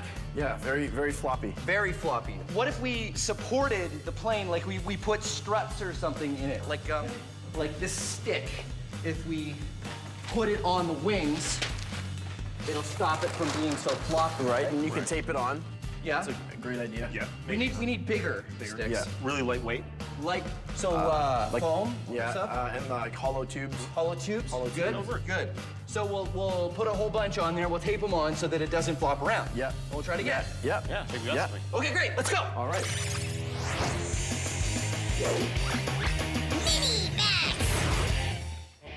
Bernoulli's theorem states that faster moving air has lower pressure than slower moving air. You can demonstrate this yourself with a ping pong ball and a hairdryer. You put the ping pong ball on the stream of air from the hairdryer, and because it's moving quickly, it has lower pressure than the air around it. So the low pressure air works sort of like a force field, and you can defy gravity with your floating ping pong ball. Awesome! But of course, this is Science Max Experiments at Large, so we have to max it out with a giant hairdryer and a giant ping pong ball.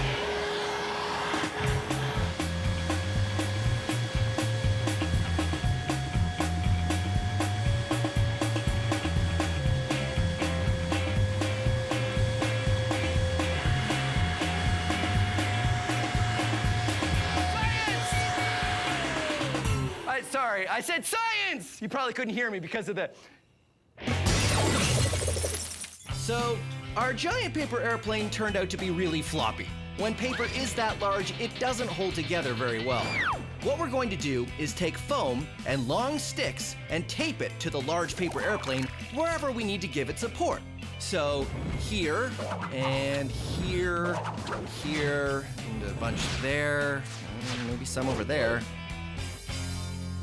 Well, it turned out we needed to reinforce in a lot of places. There. And then that. Great, look at that. It's not even flopping around. It stands under its own weight. Huh? There's a whole bunch of stuff on it. I don't know if it's gonna fly so well. Oh, it's gonna be.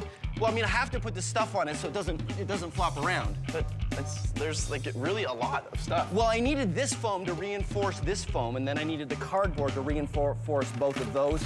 Phil, there's a giant hole in the wing. Well, I can fix that. Just move your head, and then I'll just. Phil, there's a lot of stuff on here. There. But like, it's really a lot. Problem solved. Guys, let's just fly it. Oh, okay, sure, yeah, let's do it. Let's do it. All right. Okay. All right, here we go. Maiden voyage of the Mark II giant paper airplane. Okay, here we go. 1, 2, 3.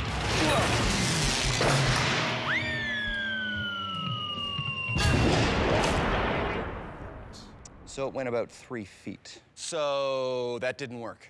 I told you, too much stuff. You did. He told me that. He said that. He said that. What we need is something that's stiffer without as much stuff on it. But the paper, it's too floppy, so you have to put the stuff on. Right. How about some cardboard? Cardboard's nice and stiff, and technically it's paper. You're right, cardboard. Let's make it out of cardboard. Yeah. Cardboard, all right. Oh, yeah, it's over here.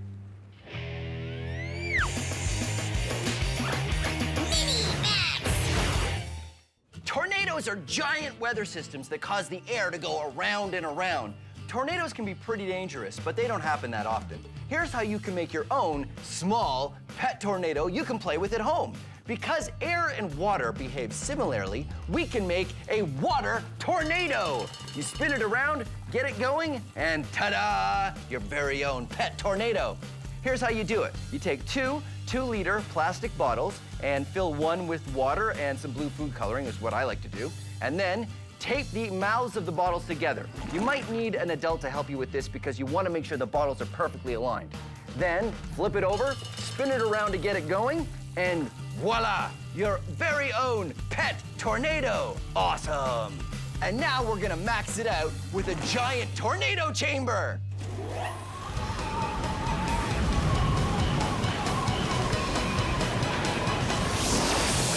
Hey, Michaela. Hey, Phil. So this is your giant tornado. It's amazing. Yeah. So I made one with plastic bottles and water, but this one uses air, just like real tornadoes do in the wild. That's right. So how does this work? Well, here we have a platform, but underneath that there's a fog machine that's pushing the fog up. And we've created an updraft because there's a fan at the top that's pushing air out of the top. And also, we're trying to mimic the intense winds you'd get from a tornado with these pillars that are shooting out air in this direction. So it goes around in a circle. Yeah, in real life, tornadoes are pretty rare. You need a perfect set of conditions to see them. You need warm, humid air and cold, dry air. And as well, some intense winds that you usually get from thunderstorms. Science!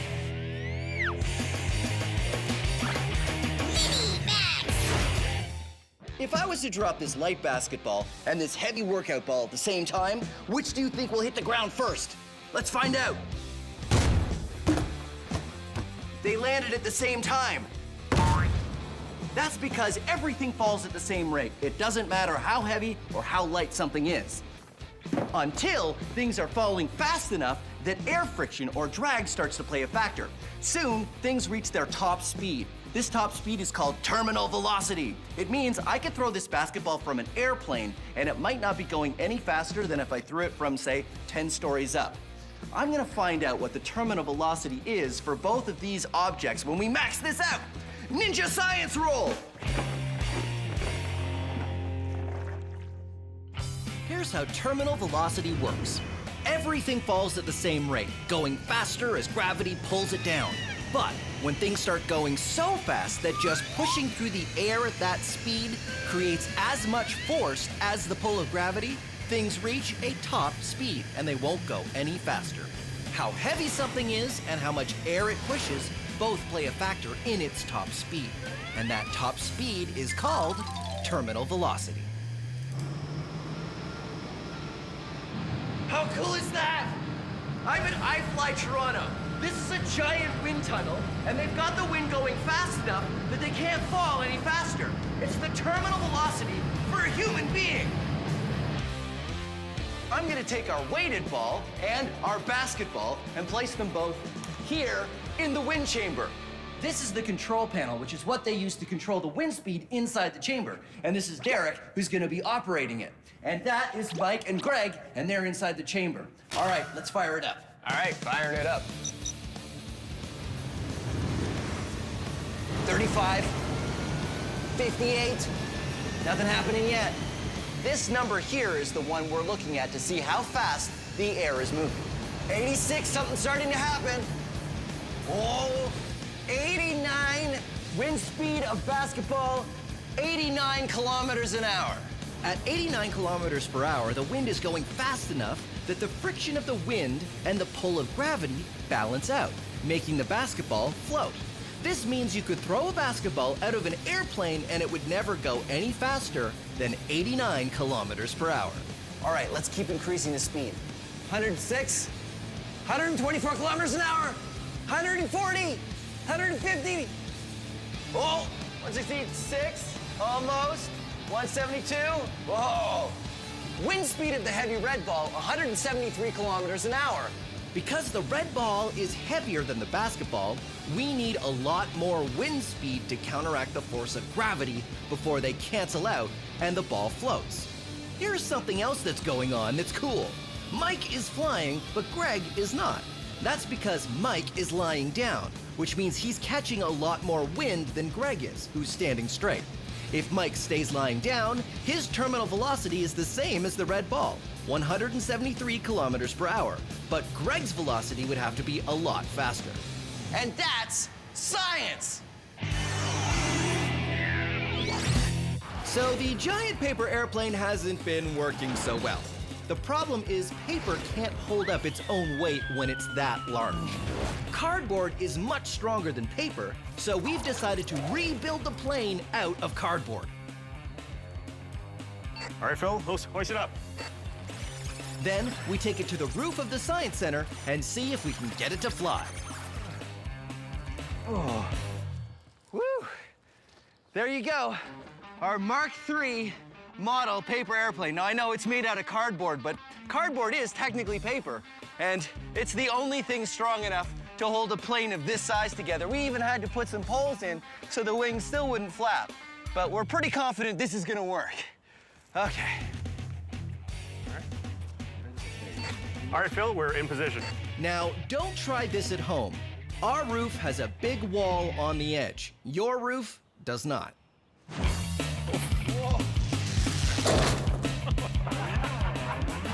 Our first attempt didn't go so well. Looks like we have a bit too much pitch.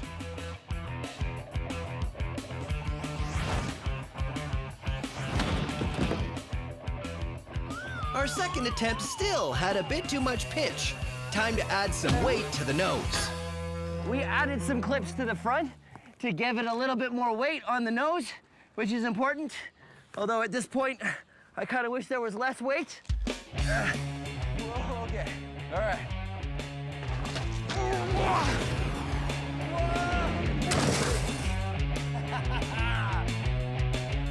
Phil, that was great! Woo! All right! Woo! This throw worked best, but I know what you're thinking. Why didn't it sail through the air like a normal paper airplane does? Well, that's because the other thing heavy planes need to fly is thrust. So we could put an engine on our plane, but then we'd have to use something stronger than cardboard, and well, pretty soon we'd have an actual plane. But this isn't about making a full-size plane. This is... largest paper airplane I've ever thrown! Woo! Hey, you guys are great! The plane is great! Thank you very much for watching Science Max Experiments at Large. Where were the stairs? Yeah. Oh, never mind, I found them. Greetings, race fans and science maximites. I am Phil McCordick, and this is Science Max Experiments at Large. Today, we're going to be experimenting with the drag racer. Huh? Pretty cool. It works like this. You pull the string and get the wheels going really fast, and then you let it go, and it just drives away on its own. The interesting thing is that I don't have to push it, it goes by itself. It all has to do with Newton's first law of motion, which is an object at rest tends to stay at rest, and an object in motion tends to stay in motion. Yeah. Let's get building. Here is everything you need to build your very own Dragster. You need some popsicle sticks, some straws, and some shish kebab skewers. I love these. You can get these at the grocery store. Let's see, some elastics, and of course you want wheels, and I just cut my wheels out of cardboard. So here's a quick explanation of how to build your Dragster. First, use anything round to trace 3 circles out on your piece of cardboard. Remember, you want 2 big and 1 small circle. Then, cut out your wheels. Then it's time to make the frame of the Dragster using popsicle sticks and elastics. Just put 2 popsicle sticks together, then wrap the elastic band around them to keep them together. First you build one side, then the other side. Then add some pieces across the middle to give it support. Remember not to put any popsicle sticks too near the ends because they'll get in the way of your wheels. Next, cut the straws into small pieces and use an elastic band to tie them to the ends of the popsicle sticks. Then it's just a matter of sticking the shish kebab skewer in a wheel, passing it through the straws, and sticking on the other wheel.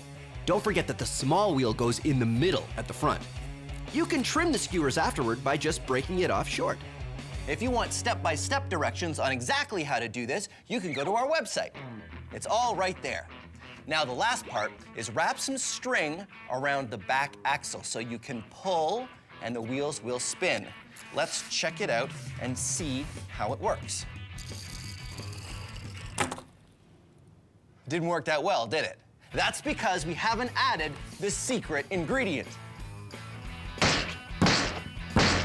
Plasticine, the perfect secret ingredient for all of your Dragster needs. And also sculpting, because that's what it's for. Remember how I said an object at rest tends to stay at rest and an object in motion tends to stay in motion? Well, the heavier something is, the more force you need to change its direction, either get it moving or make it stop. That is called inertia. It's the tendency for an object to resist a change in motion, either getting it going or making it stop. So, the heavier we make the wheels of our Dragster, the more they will resist a change in motion.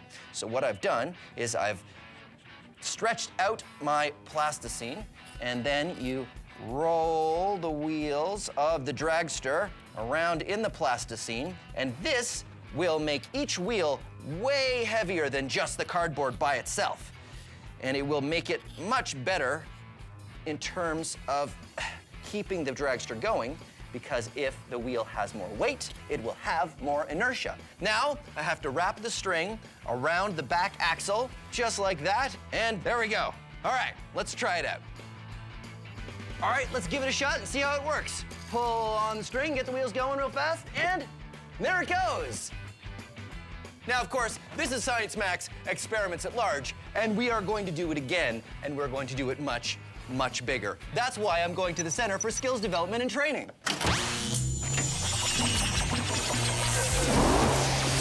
I thought it was bigger.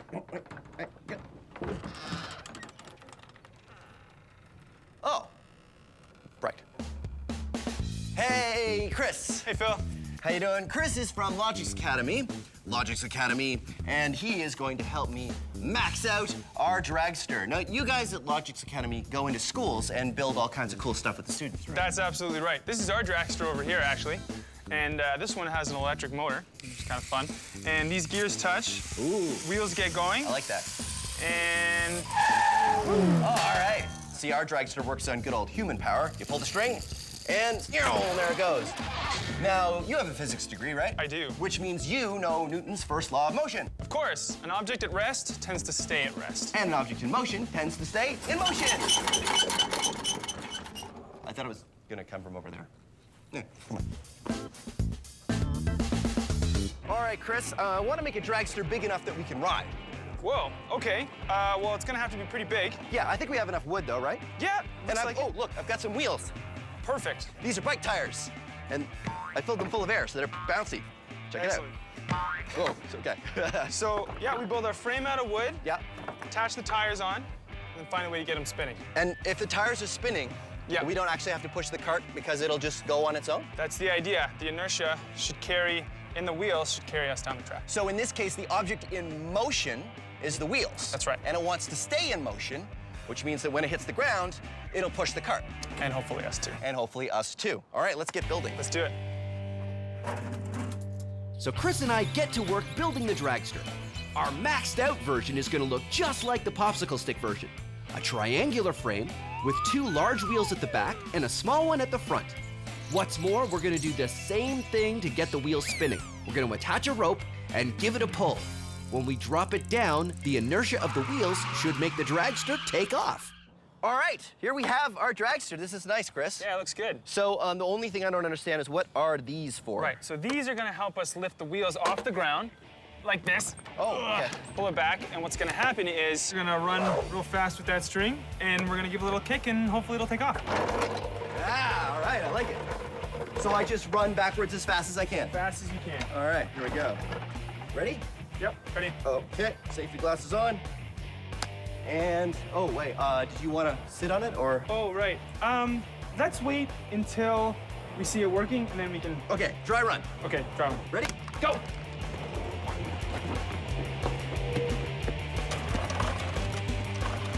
Run, Phil. And go! Yeah! So here's what happened. Remember, the cart has no power of its own. It was able to drive away from a stop using the inertia it got from its spinning wheels, and a little bit from Chris's kick. That worked pretty well. That was awesome. Yeah. I think we can make it go even better. You think so? I just think we need a bit more speed. Yeah. All right, well, let's pull it back to the start. Okay. So what, the wheels weren't going fast enough? Yeah, I think so. I think that you running, was great, but maybe if we use something motorized. Well, I think using a motor feels like cheating. No, not on the wheels. Maybe, Oh, just to get the wheels spinning fast? Yes, that's right. But I don't know how that would work. Well, I was thinking a power drill. A power drill? Yeah. I don't get it. Okay. How do we use a drill? Let me explain. So we'll take a drill. Right. And we'll attach it right under this axle here. And that'll get the wheel spinning a lot faster than we had it before. Oh, I see. So you put the drill right here at the end, and it'll spin the wheel. That's right. Oh. That's the idea anyway. And once we get it up to speed, hopefully a lot faster than before, give it a kick, it should go a lot farther. Okay, great. So that's way better than me running all the way back with the rope. I think so. All right. Now here's the real question. Should we just go for it and have someone ride it when we do it with the drill? Well, who gets to ride it? Oh, rock, paper, scissors. Okay. Let's go. 1, 2, 3. Oh, yes. All right. I will get a drill. Okay. What kind of bit do we need? Hex bit.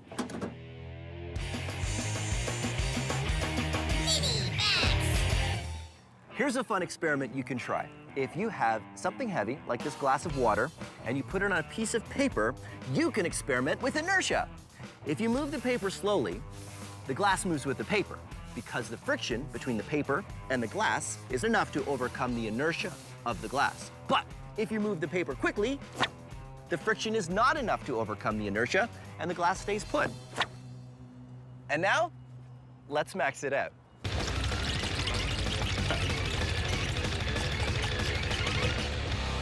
Okay, let's do it. All right, now you might be tempted to try this at home, and you can, but please, for me, promise that you'll let an adult know you're about to do this. And don't use breakable plates. Use plastic plates, because this will take a couple times of practicing before you get it right. Put something on the plastic plates, because the heavier they are, the better it will work. All right. Did I mention not to do this at home unless an adult knows you're doing it? I cannot stress that enough. Okay, deal? All right, deal. Here we go.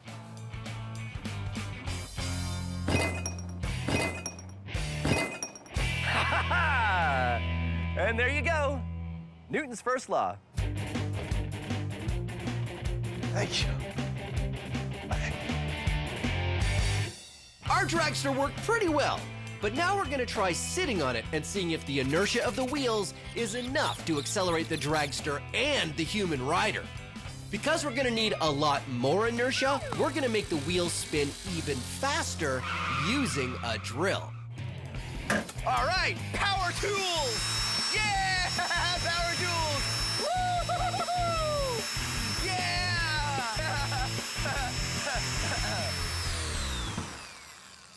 Sorry.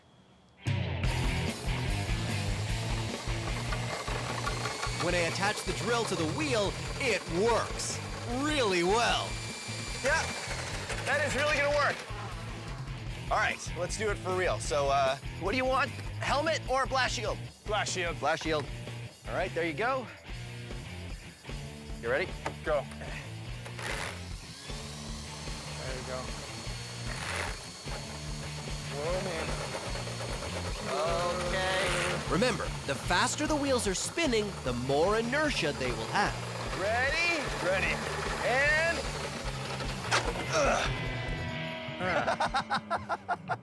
Well, what happened?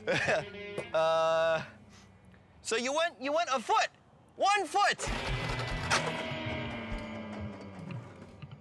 So why didn't that work nearly as well as the last time we did it? Well, I think my extra weight caused a bit of the problem. Yeah. So the inertia wasn't able to carry us forward. But the whole point of this is so that someone can ride the dragster, because why build it if you can't ride it? That's exactly right. I think if we're gonna have someone ride it, we need heavier wheels. Well, on the small one we use plasticine. Yeah. I don't know if that's what we should use. What if we used car tires? Car tires. Oh, what, on this? No, I think we're gonna have to build something bigger. So okay, so we build a whole new frame. Yep. What if we got like the axle of, like the back axle of a car or something? That's a great idea. The back axle of a car, and then what, we use the drill? I don't think the drill's gonna be enough. To move the, why? You don't think it's gonna be enough to move the back axle of a car? Yeah, it's too big. So what do we do? Well, what's good at moving the back axle of a car? Well, I mean a car, but we would have to take it off the car, so.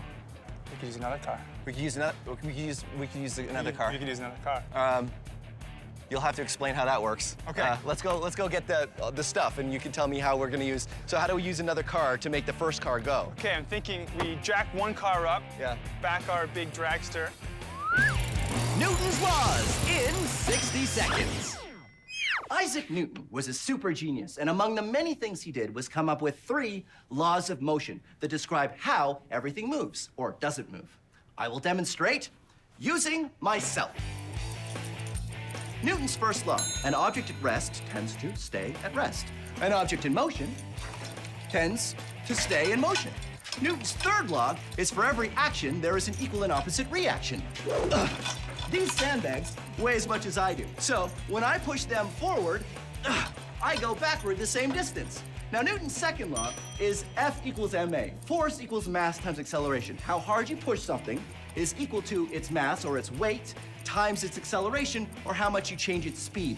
I know, that one's a little bit more complicated, so we're gonna have a whole other segment describing that one coming up. Meantime, let's recap. Newton's first law: object at rest tends to stay at rest, object in motion tends to stay in motion. Newton's third law: for every action there's an equal and opposite reaction. Newton's second, Newton's 3 laws of motion. Now how do I get down? How do I get, oh wait, I know. Oh no, that was not a good idea. That was... Now it's time for Science So Simple, a caveman could do it. This is a caveman. This is a door. It is a well-known scientific fact that cavemen do not know how to open doors.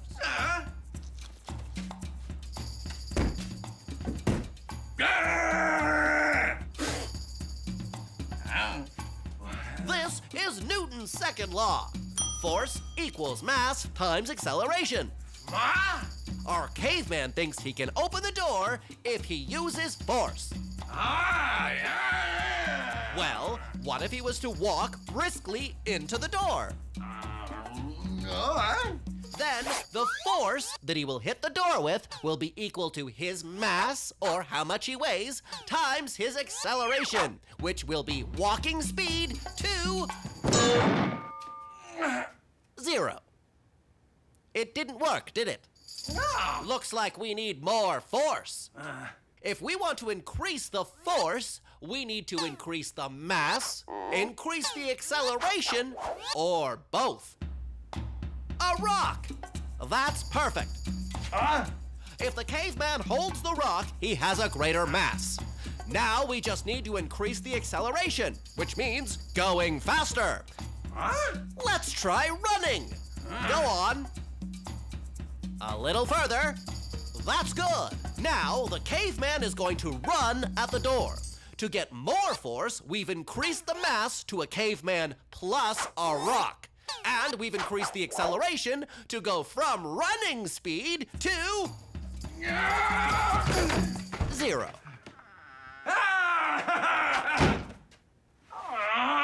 And there you have it. That's how Newton's second law works. Join us next time for how doorknobs work. What?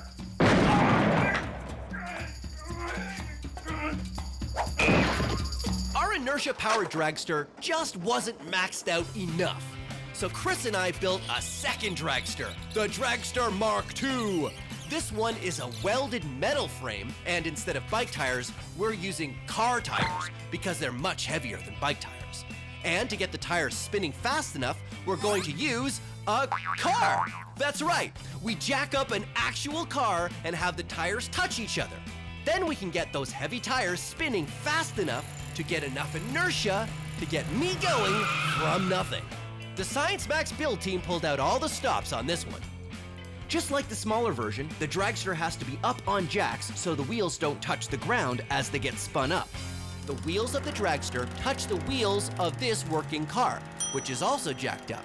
That's how we're gonna get them spinning fast enough. Chris is over there. He's got a rope, just like I'm gonna have a rope. And when we're ready, we're going to run forward and pull it off the jacks, and our dragster will go.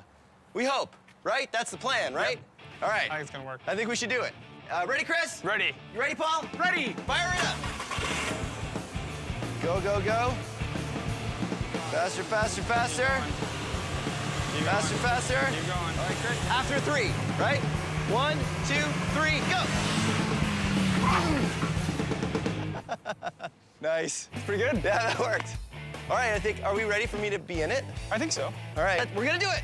The helmet's in the Max van. Do you have the keys for the Max van? Keys for the Max van.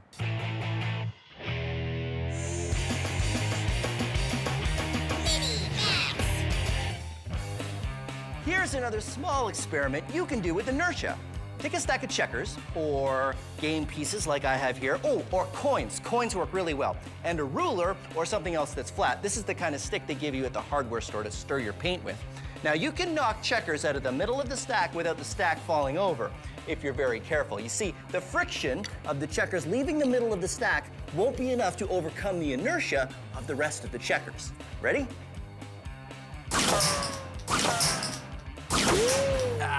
Now, let's max it out. Oh, I have these pizza boxes, and they should work the same way. You see, you get a stack, and don't worry, I've already eaten all the pizza. And I put them on there like that, and now I need a ruler. And what I've got is this cricket bat. You see, it's got a nice flat edge, just like the ruler. Now, if this works right, I can hit it hard enough to knock out just 1 or 2 pizza boxes, and the rest of the stack should stay. Here we go, ready? Science! Awesome. And there you have it. Newton's first law. An object at rest tends to stay at rest, and an object in motion tends to stay in motion. An object in motion tends to stay in motion. Usually there's a sign that kind of... Well, our inertia-powered dragster worked really well. And now it's time for the final step. Me, riding it to glory!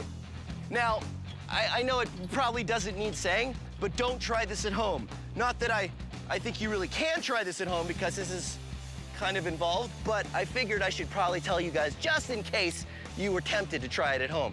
We know what we're doing. We know what we're doing, right, Chris? Yes. Yes, we know what we're doing. All right. Fire it up.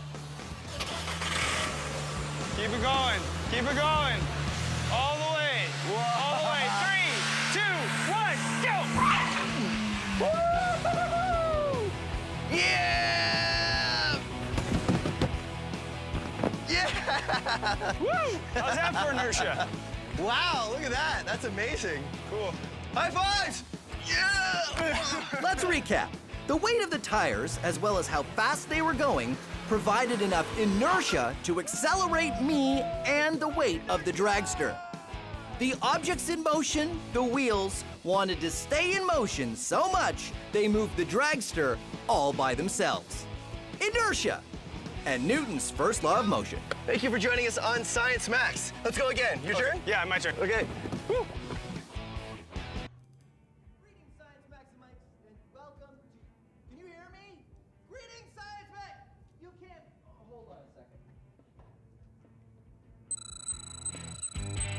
Greetings, Science... Yeah, that's much better. Greetings, Science Maximites, and welcome to Science Max Experiments at Large. Today, we're going to be talking about sound.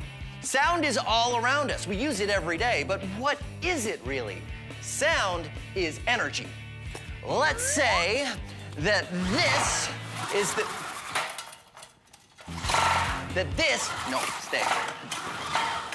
Stay. Okay. That this spring is the sound of my voice. When I make noise, it travels away from me in a wave. One air molecule vibrates the next, air molecule vibrates the next, and it looks like a wave. And when there's a little bit of energy, the wave doesn't move very much. Science. But when there's a lot of energy, the wave moves a lot. Science! What do we do? What do we do to make sound louder? This is the Science Max theme song. But it's not very loud because the speaker on my phone isn't designed to make super loud noises. So what we're going to do is find ways to make the volume of that song as loud as possible. Here is one way. Take a phone playing some music and put it in a glass. Make sure the glass is empty, of course. Huh? And suddenly, it's a lot louder. Wow! Why this works is one of the things we're going to be looking at today. So that's what we're going to do today on Science Max Experiments at Large. We're going to learn how to make sound louder, as loud as we can. But I'm going to need an expert to help me. Oh, I know, Michaela from the Ontario Science Centre. She's very smart. All I need to do is go to the Ontario Science Centre and see if she's busy.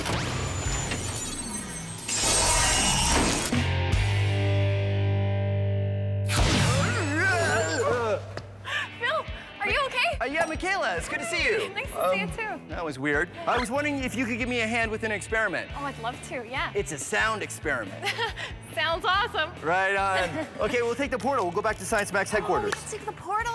Cool. Haven't you taken the portal before? No, don't you remember? It wasn't working last time. Oh, well, it's Is it working? fixed this time. Yeah, no, it'll be great. Trust me. Here we go. Whoa. What's going on, Phil? Is everything okay? Usually when I come through the portal, I land on something or something falls on me or... Not today. It's your lucky day. I guess so. Safe landing. Safe landing. High five. All right, so let's get started. Okay, go.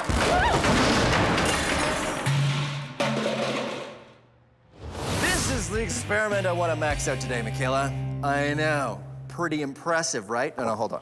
Okay. So I take my phone and I play some music on my phone and it's louder, right? Check it out. Phil, you've just made yourself a resonance chamber. A resonance chamber. A Very resonance nice. chamber is what we say when we're trying to describe how the sound is amplified. So if the sound's coming in from one direction, it's bouncing around, not really losing energy. So when more sound comes in, that's amplified. We hear it a lot louder. That's cool. So that's what I want to do. Hold on, let me turn this up. That's what I want to do today. I want to max out as much sound as we can get out of the Science Max theme song, which I'm is so excited. totally awesome. So what else can we do to do that? Well, there's a couple avenues I'm thinking. Do you want to try something with electricity or without electricity? That's because with electricity, we're talking speaker systems and Yeah. Right. So why don't we do no electricity for now, and then All we right. can jump to electricity when we feel we've exhausted everything that's non-electric. Cool. So I was thinking we could try to make a megaphone because if we have a lot of sound, we could, funnel it in one direction and then it would be louder. Okay. What do Yeah. you So think? the megaphone's pretty easy to make, right? We could just use. In fact, we could use this piece of paper, right? Yeah, let's try it. What do you think? I think it's very megaphony. Science taping it up. Okay, ready? Okay, turn it on. Play it. And doesn't sound, but what if I do this? Hey, there it is. I know. Oh, that song. yeah? You hear it? Yeah. Oh, I hear it. Okay. So that worked pretty well. So. Oh, yeah, it works. Works well. So, okay, so this is pretty easy, right? Yeah. Megaphone? Oh, yeah. So why don't we max this out? Why don't we make a giant megaphone and see if it makes a big difference? I think it will. Let's do it. Sounds good. Let's get started.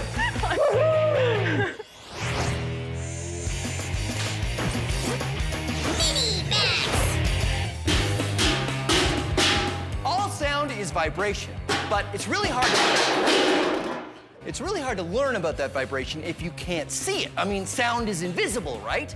Well, here's a way that you can make sound visible. All you need is some plastic wrap and salt and a bowl, just a regular bowl, and an elastic, like this. So what you do is you take the plastic wrap and cut off a piece just large enough to fit over the bowl, and then use the elastic to wrap around the bowl to keep the plastic tight. Pour some salt on the bowl, and then watch this. Hello, vibrating salt. The plastic wrap is stretched tight over the bowl, making it like a drum. A drum that's very sensitive to sound vibrations. Your ear works the same way. That's why we call it an ear drum. The vibrations from my voice make the plastic wrap vibrate, and that makes the salt dance. But there's more. Let's max this out. This is a Chladni plate, and what it is just a piece of metal on a platform that vibrates up and down to a frequency which I can program with this dial here. And when the sound waves vibrate the plate, they can interact in ways that make the sand form interesting patterns. Take a look. The sounds I'm generating vibrate the plate, make it move like a wave. But when the vibrations reach the edge of the plate, they bounce back and interact with the other waves going the other way. The way these waves interact at different notes is what causes the sand to make these different shapes. So this is great, but you know what? We can max it out even more. Maxing it out even more.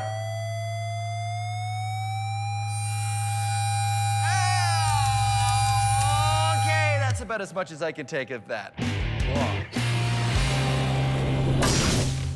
So Michaela and I are on a quest to make the loudest sound we can. The first step is to make things louder without using electricity. We've looked at a resonance chamber, and now we're going to make a large megaphone. Sounds can be amplified by bouncing sound waves around in a space. When I put my phone into the glass acts as a resonance chamber. The sound waves bounce around inside the glass, and they combine and stack on top of each other. This makes the sound louder. Resonance chambers are used by musical instruments, like an acoustic guitar. The wooden chamber bounces the sound waves around, and the sound waves build on each other to make the sound louder. A megaphone bounces sound waves as well. Instead of going off in all directions, a megaphone makes the sound waves all go in one direction. That's one of the reasons why a megaphone makes sounds louder, but only when it's pointed at you. So will a bigger megaphone work better?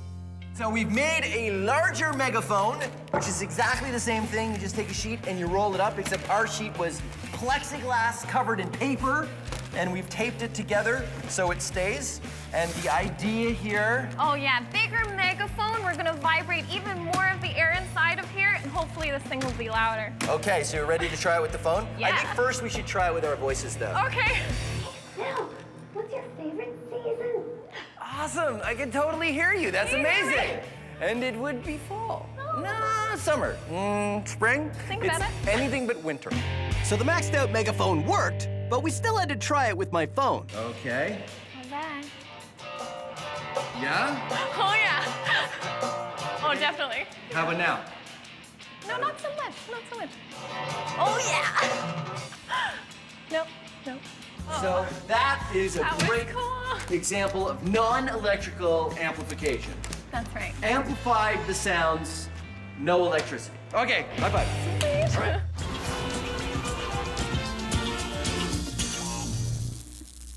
Come on, on! Make some noise!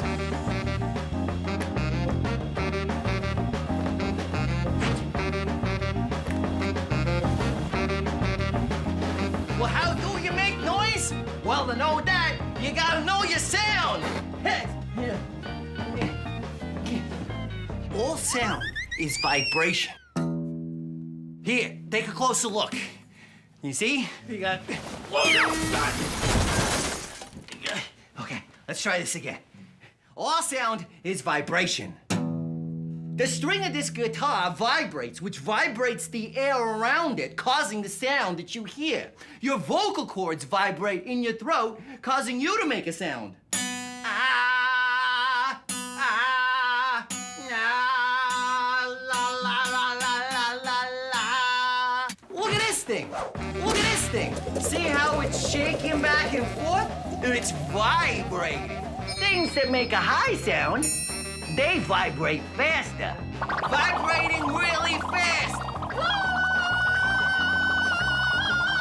Things that make a low sound vibrate slowly.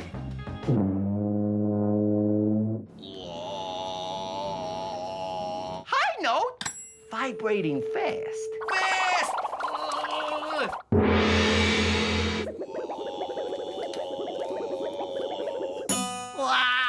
Fast vibrating! And now you know your sound.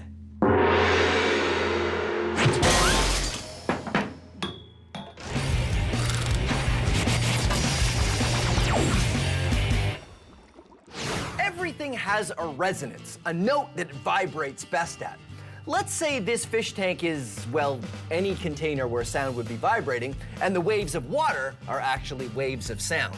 Now, normally, sound waves will bounce around inside the container, off the walls, and go back and forth like that. And how fast I move this piece of wood is the frequency, or the note, that we're playing. I could vibrate this wood very fast and make a high note. I could move this plank very slow and make a low note. And the waves just bounce around inside the container. But there's a speed I can move this plank where the waves stop going side to side and suddenly get twice as big. The waves bouncing off the sides of the tank are meeting the waves going in the other direction. But what we end up seeing is peaks of the waves not moving side to side, just going up and down, like you see here. This is the resonant frequency of this container. So, let's max this out. Say I have a wine glass, and I wet my finger, and I rub it around the rim. It vibrates at a certain note. That note is the resonant frequency of this wine glass. So what would happen if we were to play that note back to this wine glass really, really loud? And yes, this is something you should not try at home. This note makes the glass vibrate the most. Finding the perfect note things vibrate best at is great for musical instruments, but it's not great for this wine glass. The sound waves are causing the glass to vibrate a lot. And because this glass is delicate, it can only vibrate so much before it breaks.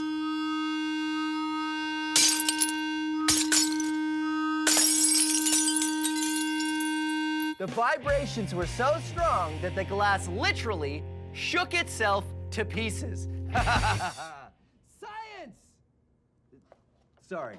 Science! Oh, wait. Science! Michaela and I have tried a resonance chamber and a giant megaphone to make sound louder. Now it's time to move on to the next step of the plan, using electricity to help us amplify sound. And that means speakers!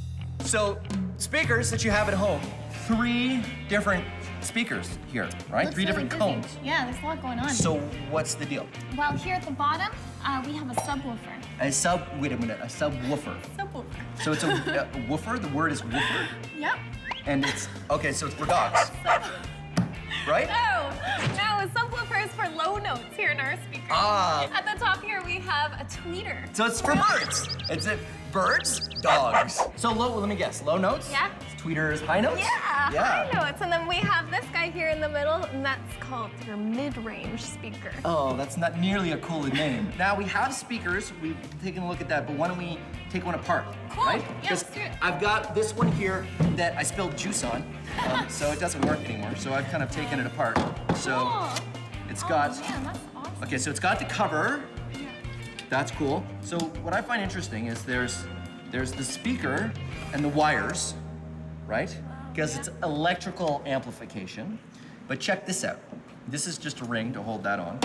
And the rest is just an empty box. We know what that is. Resonance chamber. That's right. So that's why it's an empty box. So Let's take this apart too, see what's going on. So that's the paper cone, right? So that's that's the drum, I guess. It's like the eardrum, the thing that vibrates. Yes, yeah, this cool thing vibrates. So this whole thing. That's for electromagnet. When we turn this on, the electromagnet goes on and off, and it's causing this whole thing to vibrate. So that's how it works. It's the electricity turning the electromagnet on and off. Exactly. And it's on and off, and on and off, and on and off, and on and off. And then it makes it vibrate at certain speeds, right? Hertz. The number of times it vibrates per second is hertz. What we could do is we could max it out with the speaker and plug the phone into speaker.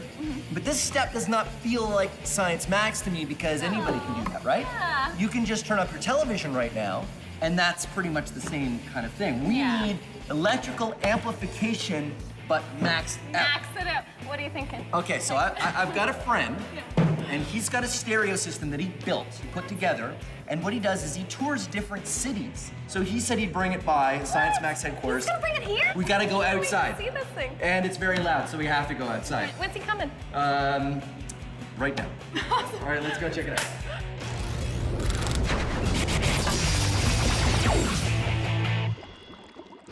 Seeing sound vibrations is fun. This kind of speaker is a special kind. It's called a subwoofer, which is designed to give you the low notes, the big rumbly bass sounds. I tilt the speaker so it's facing up and cover it with big sheets of plastic wrap, which I push into the cone.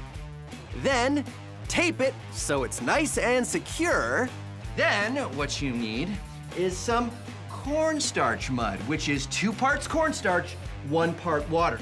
I've got some yellow cornstarch and some blue cornstarch. This experiment works the best with low notes. I'm playing a tone through the stereo that is very low. Here's what happens when I turn up the volume.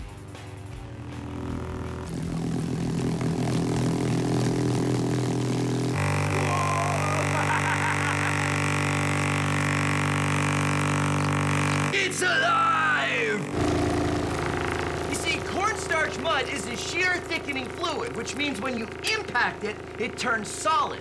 So the vibrations from the speaker cone are making the cornstarch mud impact, and that's turning it into a solid. But then it sort of also melts back into a liquid, so you get little columns of cornstarch coming up and falling down again. It's like it's dancing. Whoa! Visual sound waves. Science! So Michaela and I are going to max out sound. To do that, we need a maxed out sound system. This is gonna be amazing. This is gonna be super maxed out sound experiment. This is James, Michaela. Hey, James, how are you? Thanks for coming, buddy. Nice to meet you. So, tell us about your speaker system. It looks a lot like a vehicle. This is my audio van. It's got 4 15-inch subwoofers in the back. It's got a whole bunch of power to power it, and I'm glad to be here to let you guys hear it today. Awesome. So if I have a speaker at home, like a little speaker like this, how many watts do you think that would be? Somewhere between 15 and 25. 15 and 25 watts? Yes. And you've got 4,000? Yes. So that's a lot more? Yeah, quite a bit. And subwoofers, they play low notes? Yes. So is that better when you have a van like this? With a car audio van like this, you want to play low notes. Like your house stereos and that will play anything from 120 to 200 hertz. I'm playing 20 hertz to about 35 max for you guys today. So that's like a sort of rumble of thunder, very kind low. of blah, blah, blah, Yeah. where you really feel it. Yes. Like a train going past almost. Oh, that's cool. So we get our hearing protection on and we try it out. I know what you're thinking. Phil, what's the point of having loud music if you can't really hear it? Because we've gone from listening to music to feeling it.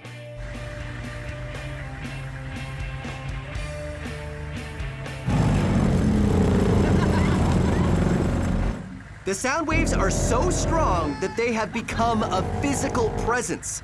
Michaela's hair flies around because the air from the speakers is creating shock waves. The sound waves are so powerful, they move the air back and forth, which makes Michaela's hair dance all over the place. And my hair, not so much.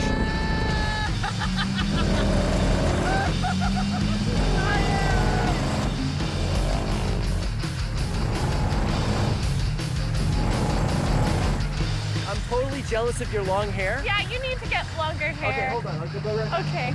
Whoa! Science Mac, experiments at large, super sound! High fives. Yeah. Okay, ready to go again? So cool. Yeah, let's do it. Okay, here we go.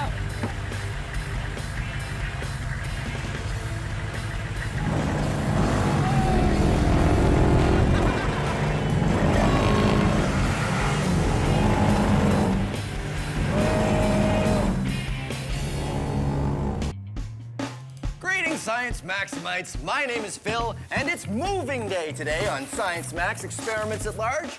Let's see, where do I put this? This is probably a good spot. Today, we are moving air. You probably don't think that moving air will have a huge effect, but you'd be surprised what you can do by just moving air. But don't worry, we're not just gonna move the air around in boxes. We are going to build a rocket! And this rocket uses the science of stomping on something with your foot. This is a Stomp rocket, and it works by stomping on this plastic bottle, and air shoots through this tube and pushes the rocket up into the sky.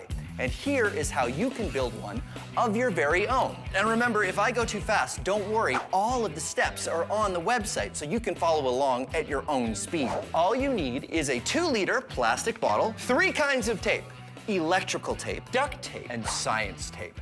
Science tape is just the same as invisible tape, but I use this kind of tape for science. Then you want some plumber's tubing and some construction paper to make your actual rocket. First, you want to take your plumber's tubing and cut it into 3 lengths. And when I say you, I mean an adult, because you need to use a saw. So you saw it up into a long piece, a short piece, and an elbow piece. We want to make a long tube at the top, and then we also want to make a tube at the bottom so we can attach our 2-liter bottle to. And there we go. Ta-da! Ready to go. But of course, it doesn't stay up, so we have to attach it to a base. And it will look like this. And you see, it's been attached with duct tape here, and I've used electrical tape, and I've wrapped that part around there. Now, building the rocket. Wrap the paper around the tube and tape it with your science tape. Tape the top closed so no air escapes. Then cut a semicircle to make the nose cone, and 3 hoops for thrusters, and tape them to the bottom. There you go. The rocket fits on the tube just like that, and when you stomp on this bottle, it launches. But here's the most important part. The one most important rule of launching rockets. You shoot rockets outside. Come on. Once you get outside to a nice open area, and you bring your safety glasses with you, all you need to do to make the Stomp rocket work is, of course, stomp on it. You ready? Here we go. 3, 2, 1. Whoa! You see that? That was amazing. Okay, so this is where we're gonna start with the Stomp rocket. I'm gonna meet Chris from Logic's Academy, and he's gonna help me max it out. In fact, he's probably at Science Max headquarters already. I should get over there. Okay, where's the... Oh, there it is.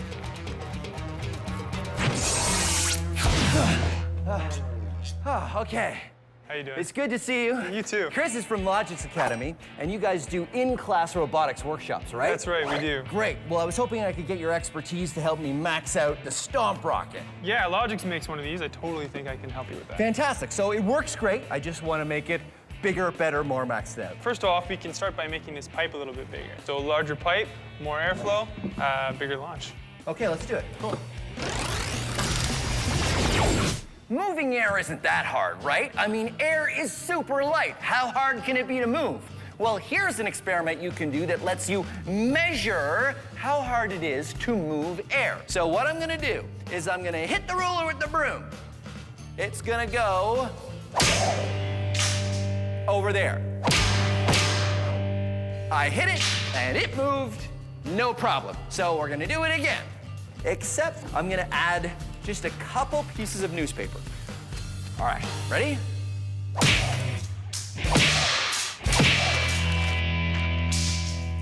Aha, the ruler broke because this time I wasn't just moving the ruler, I wasn't just moving the ruler and the newspaper, I had to move the ruler, the newspaper, and all of the air that was on top of the newspaper. And that resistance was enough to break the ruler. Pretty good experiment, right? Let's max it out.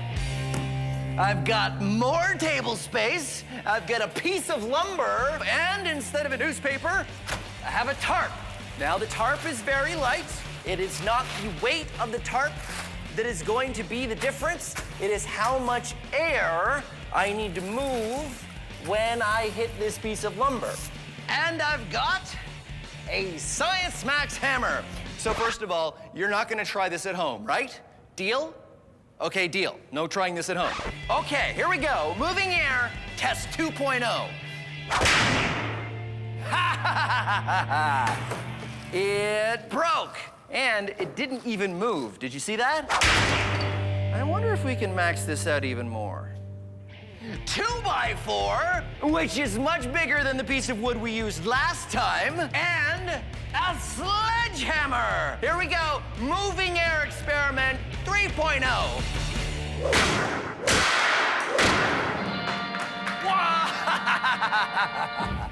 Yeah, science. Whoa. So I've joined Chris from Logic's Academy, and we are maxing out our Stomp rocket.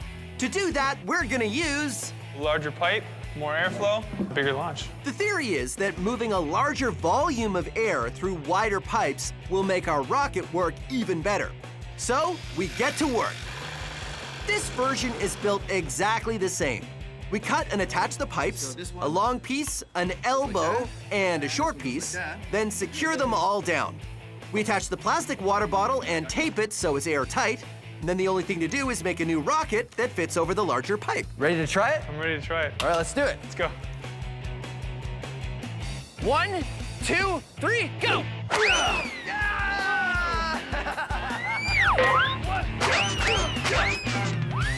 That was amazing! In the end, though it worked, it wasn't much better than the smaller rocket. I think we could still do better, right? Oh, yeah. This is Science Max, not Science Medium. Right, okay, let's go back to Science Max headquarters.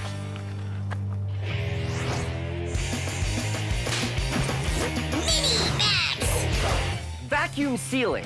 That's what you call it when you take all of the air out of something, often a bag, to seal in the freshness of food. I will demonstrate using this Science Max banana. 100% banana, but with added science. Not all bananas contain science. Here's how you can do it at home.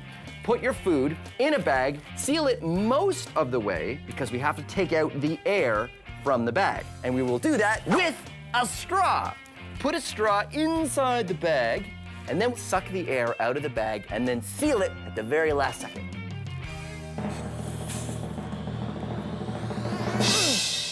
There, a vacuum-sealed banana. Now, I know it's kind of hard to see that it's been vacuum-sealed because bananas don't really crush much when you take the air out. So I like to use stuff that has a lot of air in it to begin with. In fact, there are special bags that are specifically for vacuum sealing that are supposed to store big and bulky items that have a lot of air in them, like this pillow. See this nozzle right here? It's designed to be used with a vacuum. So, what you do is you put the vacuum on this nozzle, open it up, and then you turn the vacuum on. Oh. The vacuum is sucking all the air out of the bag, just like we did with the banana. But because the pillow is full of air as well, it starts to shrink and shrink.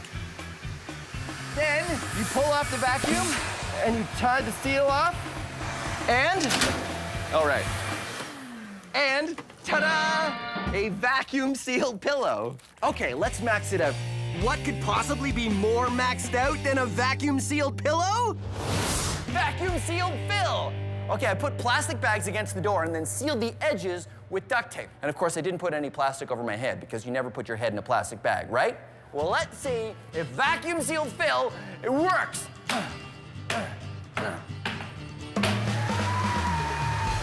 Whoa. Hey, it's working! Ha-ha! The vacuum sucks all the air from the bag, which seals the bag and me in it to the wall. That means I should be able to knock this milk crate out from under me. Air pressure, or the lack of air pressure, is keeping me sealed to the door. I'm completely suspended! Uh-oh. I shouldn't have done that. No.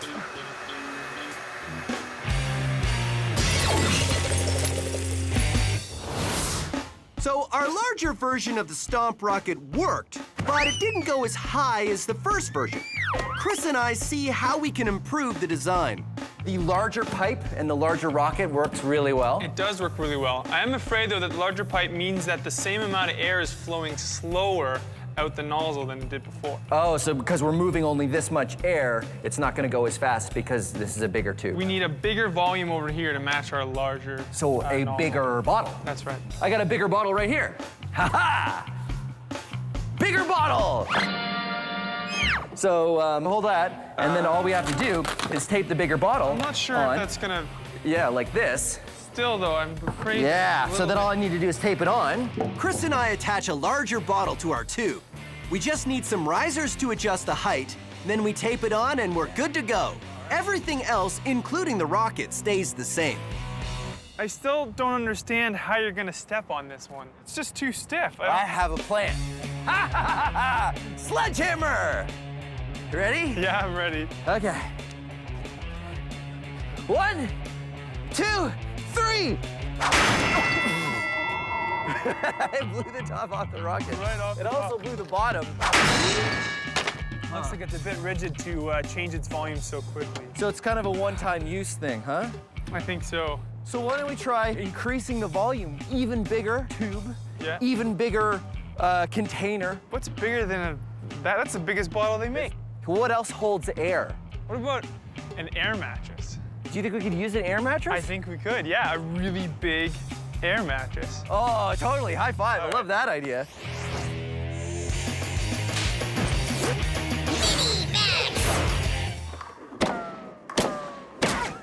Moving air is a lot of fun, especially if you use one of these, a vortex cannon. They're pretty impressive and they use some pretty amazing science. I'll show you how to build one. It's pretty simple. All you need is a plastic cup, you want a balloon, something round, an elastic, scissors or a craft knife, and a pen. Here's what you do. Take your balloon and cut it just where it gets wide.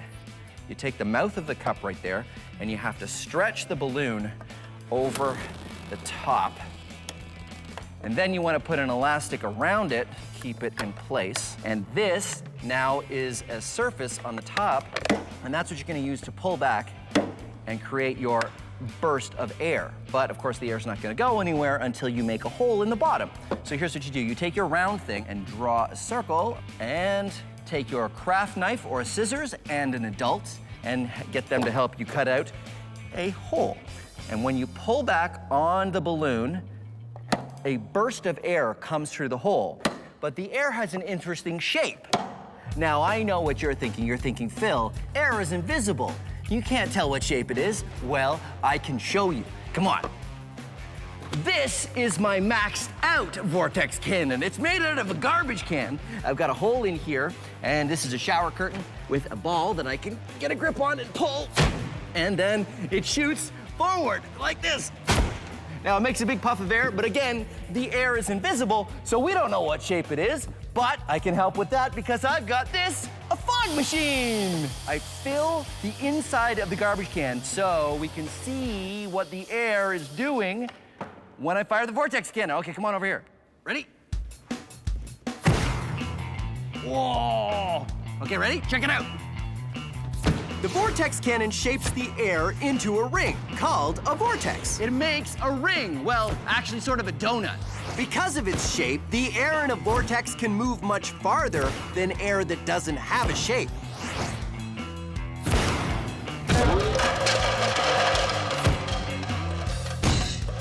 Vortex cannon. Air that has a shape goes a lot further than air that doesn't have a shape. And it's also way more fun. Woohoo!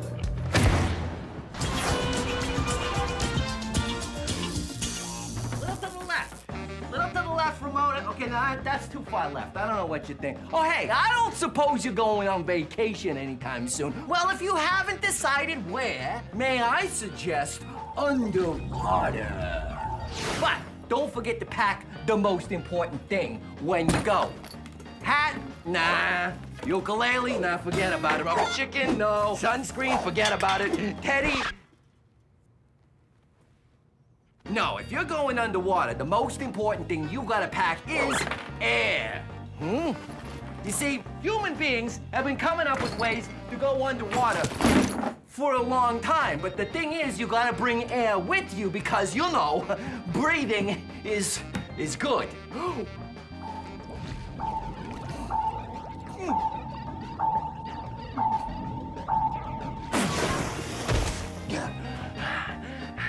Check this out.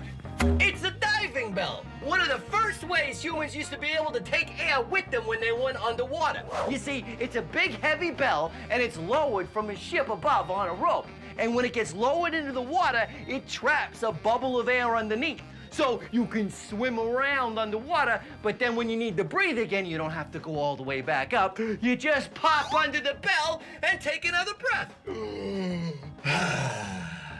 Bells like this were actually much bigger when they used to use them for diving to hold more air. Huh? Ring-a-ding-ding. What do you think? You want this? No? It's okay. I got something else. Hold on. Check this out.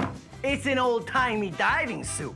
Air is pumped in through these hoses here, which means the diver has a constant supply of air, which means he can stay underwater longer. What do you think? No? Okay, hold on. I got something else.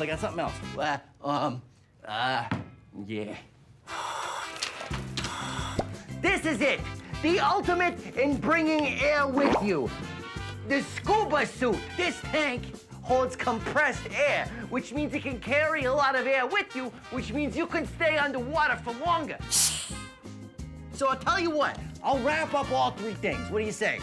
Yeah? You'll take them? Okay, great. Let me just wrap them up for you. Come on, Teddy, let's go find the bag. So our large Stomp rocket hasn't worked perfectly. A small bottle didn't move enough air, but our larger bottle was too rigid to stomp. And when I used a sledgehammer, it was so sudden the bottle broke and also blew apart the rocket. Chris and I need a large container of air that is soft enough to change its shape easily. So here's the current plan. An even larger pipe, an even larger rocket, and we use an air mattress. We make 2 holes in the air mattress, one to fill it up with a leaf blower, and the other hole to go out the tube to the rocket. Since an air mattress holds lots of air and is very easy to change the shape by jumping on it, we figure it'll be a great way to get lots of air through the tube to launch our rocket. Okay, let's do it. Let's do it. All right, we're gonna go 1, 2, 3, jump, right? Okay, yeah. 1, 2, 3. Being a chef is my absolute passion, and cooking up science recipes is my speciality. I'm Buster Beaker, and this is Cooking with Science. Oh, hello! Welcome to Cooking with Science. I'm Buster Beaker. Whenever friends come over, I like to make my famous potato chip recipe. And look at this bag of potato chips. Quite large, there must be a lot of potato chips in here, right? Well, let's open it. What? This potato chip bag is mostly air. Why do potato chip bags have so much air? Well, to tell you the answer to that, I have to tell you the story of 2 bags of potato chips. Here they are. This one full of air, and this bag of potato chips, there's not much air in it at all. Why don't they make them like this? Well, let's find out. first thing that happens is the potato chip bags come off the conveyor belt at the potato chip factory where they get packed into a crate. Here's a crate here. So let's really stuff them in. And then the crate gets boxed up and shipped off to the store.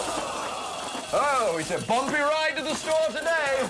Now we're at the store, and then you come along. Ah, bags of potato chips. What else should I buy today? Oh, I know. How about a cantaloupe? Very nice. Some apples, yes? And take it home, walk along, and you get to the kitchen, you have a choice. This bag of potato chips, where all the potato chips are light and fluffy, or this bag of potato chips, which is not exciting at all. And that's why potato chip bags have so much air, to protect the potato chips from getting crushed. Speaking of potato chips, time to get back to my recipe. What is it? It's potato chip soup. Well, I'm Master Beaker, and thanks for joining me on Cooking with Science. Perhaps a little bit more cooking. Okay, so where were we? Oh, right, our maxed out rocket. A much larger pipe, a large air mattress, and the largest rocket yet. Let's see how it goes. 1, 2, 3, jump. 1, 2, 3. Yeah! There he goes. All right, let's do it again. Okay. 1, 2, 3. It works amazingly well. The large volume of air Chris and I can move by both jumping on the air mattress gets transferred through the large pipe, and even though it's a giant rocket, it sails higher than any other version. That was great. That was amazing. All right. There you go. Science Max, experiments at large, moving a lot of air. That has to be the biggest stomp rocket ever. Biggest stomp rocket ever. Let's do it again. Okay. Okay.